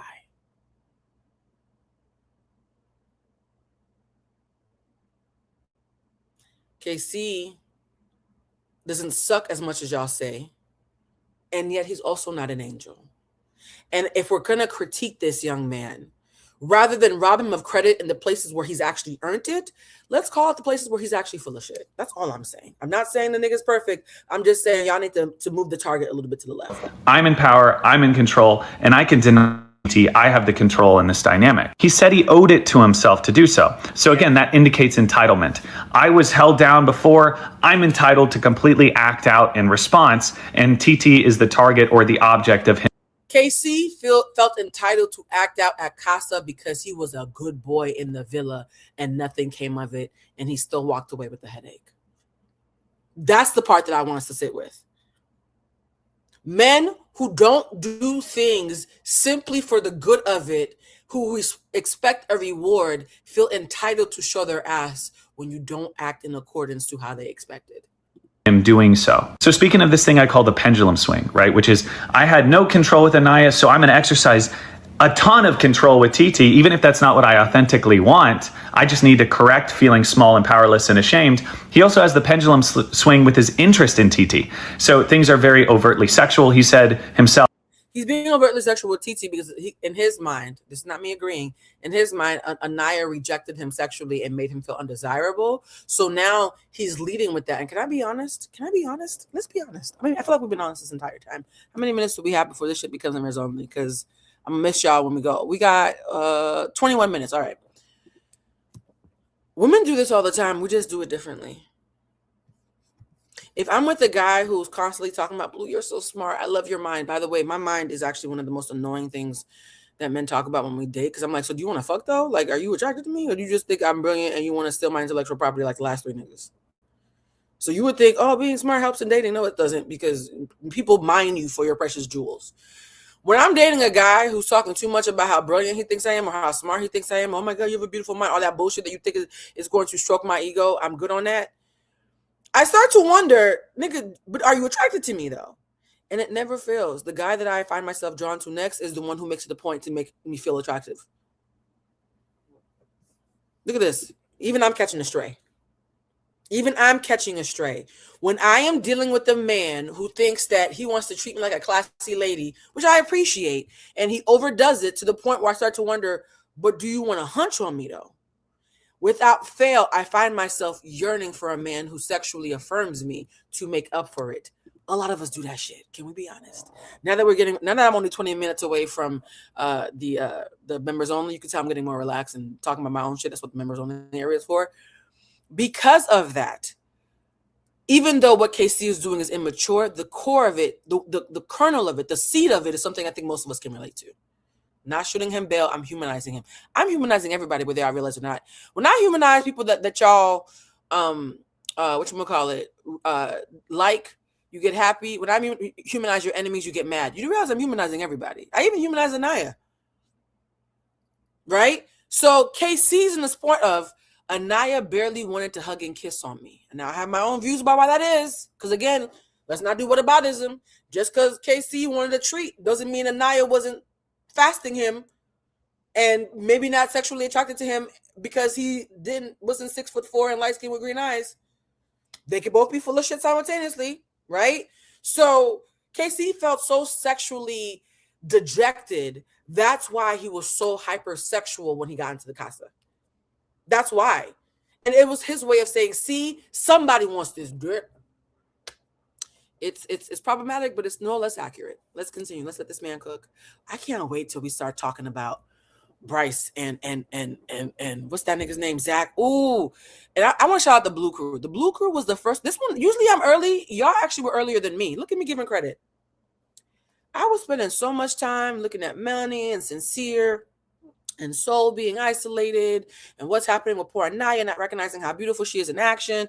I was so busy over there. When y'all started telling me that Zach and Bryce might be demons, I was like, wait, what? What's happening? I said shoo a couple of times, and then I did the research. I did the research. Y'all ate me up on that one. The minute I pulled the string on Bryce and Zach, everything unraveled. And it was quite uncomfortable. It was quite uncomfortable. I had to check some of my own internal. I was like, why didn't I see this? I was like, oh my God, is this internal bias? Because it's the sweet white man. I don't think he is anything like Nick. Some of y'all love Bryce because he reminds you of Nick. That nigga don't look nothing like Nick to me. But I didn't see it at first. So I can call out my own like, oh man, right? So once you see what Bryce and Nick have done, this is all their fault. I'm not being hyperbolic. 2 white men have convinced a bunch of black people to take each other out and might laugh all the way to the bank. And I'm sick about it now that I've seen it. We'll get into that in a second, but let's get back to KC. This is the complete opposite of Anaya. And there's no coincidence as to why he'd be attracted to Titi, because he has this aversion to his dynamic with Anaya. He felt powerless, he felt ashamed or degraded, he wasn't picked. So unconsciously, he would actually be trying to provoke Titi in a way to anger and jealousy. Because he felt it was unresolved with Anaya previously, he takes this out and projects this onto Titi rather than the actual source of Anaya and where he feels angry. He wasn't authentic with her. So Titi gets this huge response out of nowhere and justifiably feels like angry and confused. Hey, I thought we had chemistry. I told you you're my only option. Why would you essentially punish me in such a way? And it's because it's not about Titi, it's about Anaya. So what he's actually doing is he's testing Titi off the bat to make her feel angry to see how she will actually respond to something. And it's more about that than actually about his authentic desire to be in the bed with her. This is often what happens in therapy with new relationships, is we'll take wounds from the old one and then we'll apply it to the new relationship to create this repetitive dimension of. We'll take wounds from the old relationship and apply it to the next one. Oof. I've never been the Anaya because I'm actually pretty... I'm super tender with my partners because I seriously believe that there's nobody in this world who can hurt you and maim you more than your lover. And so, because I know I have a grasp of the English language and a force in the way that I speak that can be jarring, I am very delicate with my partners. I'm not enabling. I don't walk on eggshells, but I'm very tender with my partners. So I've never been the Anaya where somebody has been made to feel small in that way. I have, though, been the TT. And there's nothing worse than feeling like you started off being set up to lose because of some shit that you didn't do. It's a horrible feeling. Somebody said there's nothing worse than a cancer. Man, are you okay? Wait, is Casey's not a cancer, is he? Is Casey a cancer? Look, we're not doing cancer slander here. We have plenty of cancers who watch the show and who love us. I'm a Taurus, so we actually get along with cancers, but I have heard the rumors. Yeah, I feel very bad for Titi because she's going to have to pay for Anaya's sins. And she's getting cussed out by Anaya at the same time. It's a lot going on. Comfort because we haven't resolved how we felt about ourselves in the previous instance. So we have to repair with ourselves when we feel like we do something that's ego dystonic. When we don't represent ourselves, when we're inauthentic, we feel ashamed. And so ego dystonic. Oh, I love you guys. I'm a logophile. I love words. Ego dystonic. I want to read the definition to you. By the way, this is what I do on relationships, child. Me and Duran Bernard and a couple of friends had dinner a couple weeks ago, and we were at dinner, and we are two nerds. Duran Bernard is a brilliant man. We started reading each other's favorite quotes to each other from our notes app. I was like, what's your favorite quote? What's your favorite quote? It was his idea. It was amazing. So for me, reading quotes and definitions of words is like a love language for me. Ego dystonic refers to thoughts, impulses, or behaviors that are fundamentally inconsistent with the person's core values, self-image, or identity. So what he's saying here is that because KC is convinced that he is a desirable person, being put in a position where he is made to feel undesirable fucks with him. He's like, wait, I'm not ugly. We saw the video of that lady at the Chinese food takeout place on night one. When I posted that video, you guys, there is a whole what they call it, playlist of Love Island recaps. So all the recaps are in one place in the thing. I'll make sure to repost it. But I remember she was like, oh, look at baby chocolate. And people were like, oh, KC's so fine. KC's so used to being made to feel like a desirable black man. And also, you have to think about it. He's a black man who loves black women. I had a guy who tried to talk to me one time. He was very attractive, like 90s fine. And he one day confessed to me. He was like, Blue, I know I'm attractive, but my ego doesn't come from that. My ego comes from the high I get when I walk into a room knowing that I'm probably one of the few black men who likes black women, and seeing how black women react to knowing that I'm a black man who likes black women. There are so few of us. That actually makes me feel more special than being fine. And I said, oh. And then I realized when I met him, I thought he was fine as fuck because I have eyes.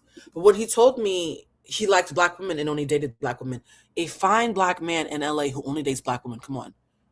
I did for a second feel like I had found a unicorn. Had I been younger, I would have done some hoe shit.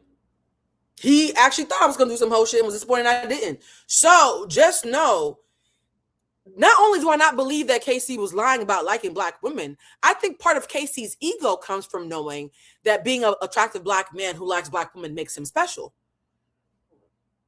Again, turn your head to the left, guys. Y'all were so close to critiquing him. Just turn your head to the left. Casey is doing is he's acting out instead of being authentic to himself and being curious as to why he did that. He's actually villainizing Anaya in his own head to create an entitlement and a response to compensate in the villa. All of it being inauthentic. If he was authentic, he would soften relative to himself and be curious as to why he acted in a way. If he was authentic, he would soften relevant to himself rather than acting out. Ugh. Sorry, the nerd in me is getting aroused by how smart and intelligent this was. We started the live begging y'all not to be stupid, and it just keeps on getting smarter and smarter and smarter. And I'm just kidding. I might smoke a J. I'm not even gonna hold you though. For those of you who are against smoking, I'll calm down, but I'm probably gonna smoke a J after this because I am stressed. I'm in the members only area. You might see some. Oh, let me make sure that I know that Monique and Mike are still joining the party. What Monique said. She said, oh, she did a split. Not Ken. Monique, why are you doing splits? You not Kenzie. All right, but let's continue. Let's let this man cook before the timer runs out. That was ego dystonic. And then he would treat Titi as a new relationship, as a new opportunity, instead of testing and doing these control mechanisms to try to some sense of power in this new relationship and to resolve his lack of power in the old relationship. So I hope this helps. You know, we've been going down the list of people. This one's going to hurt a little bit. I keep repeating it. I don't think y'all know how sincere I'm actually being. Oh, no, I lost the timer. Y'all going to have to tell me. Oh, there goes the timer. 10 minutes. Okay. I like Trinity so much. This hurts me. This part's going to hurt me a little bit. But let's continue. Watch this, and then I will yap. How do you feel about America voting into the top four, bro? Shit feels good, bro. If they didn't vote me in that shit, would have been hot. So, in the clip that you just saw, and this clip will be played more than once, Bryce, Bryce, I can't vote. I'm never voting for Trinity and Bryce now. I will tell you this. Trinity's friends did her no favors in the premiere night when I was doing research for that. Those of you who have watched all the lives since week 1, and if you haven't, again, go to the playlist. Night 1, I said, my first recap, I said, fuck, I'm a little bit torn because I just found out that Trinity's friends have been in people's comment sections gloating. Move over, Alandria. There's a new baddie in town, right? I'm paraphrasing. Trinity's friends being excited and bold enough to talk big shit about how Trinity was preparing to become the new Alandria gave me a small bit of ick, because I was like, why are you walking into the villa wanting to be the next Olandria? And I said to myself, well, Blue, as long as she does not go for a white man who looks like Nick's leftovers, we can just dismiss that as conjecture. And then she got with Bryce. And I said, oh no. Okay. Because for your friends to be big and bad enough to be saying your game plan in the comments, they're cocky at not recognizing. I don't think I recognize that the internet is the FBI. So I'm like, oh, okay. So at first, I was actually hesitant around Trinity because Trinity walked in wanting to be the next Alandria per her friends, not me. Her friends said that, not me. Her friends said that, not me. Don't cuss me out. I'm just reporting the news. Then I started to feel like, even if this was a scheme, I think Trinity's starting to like Bryce. I think Trinity is actually... So I feel like if her friends are not lying, even if she did walk in thinking she wanted to be the next Olandria, I think she actually started to like Bryce. Scheme or not. They are scamming, by the way. They are scamming. There's no joke about that. Trinity and Bryce are scamming all of you, and it's actually quite funny watching y'all fall for it because I'm not falling for it. So it's a really great study in how gullible an audience is. It's actually quite brilliant. Knowing a scam is going on and watching the scam work in real life is actually great for someone who likes to pretend to be an urban anthropologist like myself. Like, I'm taking notes on this. I started to feel like, oh my God, I think Trinity is falling for Bryce. I think, wouldn't this be funny if she goes into scam and ends up falling for the niggas she's scamming with? Then Bryce saw Casa. And that was the moment I realized Bryce sees Trinity as a cool friend who's funny. Trinity has a lot of great attributes. And we know because Bryce has read them all off. Bryce really enjoys Trinity as a person, but he wants Casa. Y'all drag Soul for saying this, and yet it doesn't make it any less true. The amount of times, not you can't trick me. Y'all are funny. The amount of times that Bryce tried to get with Casa while friend zoning Trinity got so obscene. People have come out the island saying it was more than the one time they showed. It was like a half a dozen times. It happened so much it became a talking point, according to the Islanders. So when he finally, I think the producers made him do this. When he finally went to Trinity to tell her, hey, would you be open to me trying to holler at Casa? Mind you, he had already been hollering at her already. And she said, no, I'm not fucking with that. A part of him was like, oh shit, she's not even going to try to play along. Like, she's going to make it known that she don't want me to explore. At least Anaya will lie and say, so hold on, we got 6 minutes? Okay. At least Anaya will lie and say, go explore and then stop you. But Trinity's not a liar. Trinity's like, no, you can't do that shit. I'm not fucking with it. Here's the thing about that line, though. I'm not fucking with it is a direct line from Olandria. That's what Olandria said to Coco. And I said, Trinity, I'm rooting for you. Why are you reciting Olandria's line to this white man who is supposed to be your Nick? This is a little bit on the nose for me, baby. I'm like, here's the thing. I think Trinity is scamming, but I'm rooting for her. So it's almost like, I'm not sure if I care if Wendy Osefo stole that money from the insurance company. I'm rooting for her. Two things can be true. Sometimes you know that you're rooting for a scammer. Shout out to Joanne and them. So I'm like, Trinity, not only are you're reciting Olandria's lines, like, baby, stop. So at this point, I feel like Kris Jenner. Tighten up, okay? You're making it a little bit too obvious. And then Bryce. And this is something I clock because of y'all. And I started clocking this about a week ago. So I've been sitting on this for a week. Social media just discovered it this morning. A lot of social commentarians are now jumping on this, like, oh, which sucks for me because I've been sitting on it for a week and I was waiting for a night like tonight to like debut it, but it's already out there. Whatever. You snooze, you lose. I should have just said it last week. So since last week, I have been keeping copious notes on Bryce, knowing that he was doing a scam, because I wanted to see how he would play Casa.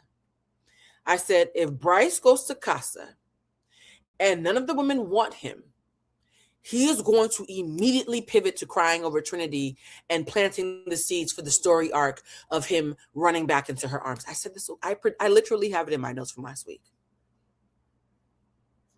Yes, guys, I know that's a colloquialism. Can y'all pretend we're not stupid? Can y'all pretend? We know it's a colloquialism. All this research and y'all are trying to tell me how to count to 4? Come on. So I'm like, fuck. Bryce, just don't do that. Then Bryce literally says, damn, nobody here wants me. And the producers who are shady show up a video of him with his little scraggly arms while they're showing Corbin and them lifting weights. And I'm like, fuck, if play, he's going to start crying about Trinity in 3, 2, 1. And he did. And y'all fell for it. Now, this is the part where we rewind. How did we get here? How did we get to Bryce and Trinity actively? So let me take it back. How did we get to Zach and Bryce? I get it's a fucking threesome. How did we get to Zach and Bryce scheming to take down Anaya and KC and weaponizing Trinity to help them do it? I'm going to choose to believe that Trinity does not know that she is a part of a scam. You see how I'm showing grace? You see how, not you guys saying 3 minutes left. Oh, it is 3 minutes left. But you see how I'm showing grace? And if we're going to talk about why Bryce took a kill shot at KC and Anaya that last night the bullet finally hit, go back and watch Bryce's face as Trinity is cussing out KC. Bryce is smiling so hard, he looks sexually aroused. And you all were saying Bryce is smiling like that because he knows he got a strong Black woman and he knows he likes it when she gets activated. No, Bryce was not smiling because he likes a strong Black woman and he was aroused by her getting activated. Bryce was tickled because last night was the culmination of a plan that started in episode 7. We're on episode 21. Bryce has been laying the groundwork for last night for 14 episodes. And I'm sick that I woke up this morning to all of y'all, well, most of y'all, not all of you, saying, Trinity and Bryce are my winners. And I said, you know what? If y'all are stupid enough to fall for it, maybe that nigga deserved it. So let's get into Bryce and what started this caper. Hold on. I want to make sure before we leave, I could say goodbye. We have 1 minute and 53 seconds. All right. Guys, you guys are saying they're both scamming. By both, do you mean him and Zach? Do you mean him and Zach is scamming? I don't want it to be. Okay. So we're going to get into the Bryce thing, but I need you to know Bryce and Trinity and the scam that they're putting off started with, wait a minute. What happened to Mike and Monique? Come up. Y'all can say hi to people before we leave. I saw y'all coming on and then y'all disappeared. Mike and Monique, come up. We want to say hi to folks before we leave. We literally have like 60 seconds. Mike and Monique, we have 60 seconds. Come and say hi to everybody. Hold on. Come say hi. If this is where this ends for you, thank you for watching the show. We're going to do a deep dive on how Zach, there we go, how Zach and, hey, Monique. Hey. Where's Mike? I don't know. I thought he said it was too late. Oh, he said it was too late? I think that's what he said. Oh, I wasn't reading the chat. Yeah, he said it earlier after you sent the It's last too late. text. Yeah. Okay. So, Monique, before we say goodbye, what do you want to say to the guys about the conversation we're about to have about Bryce and Zach and how they set up Casey and Anaya and Trinity is helping them and hopefully she doesn't know what she's doing? What do you think about that? It's a lot. It's a lot.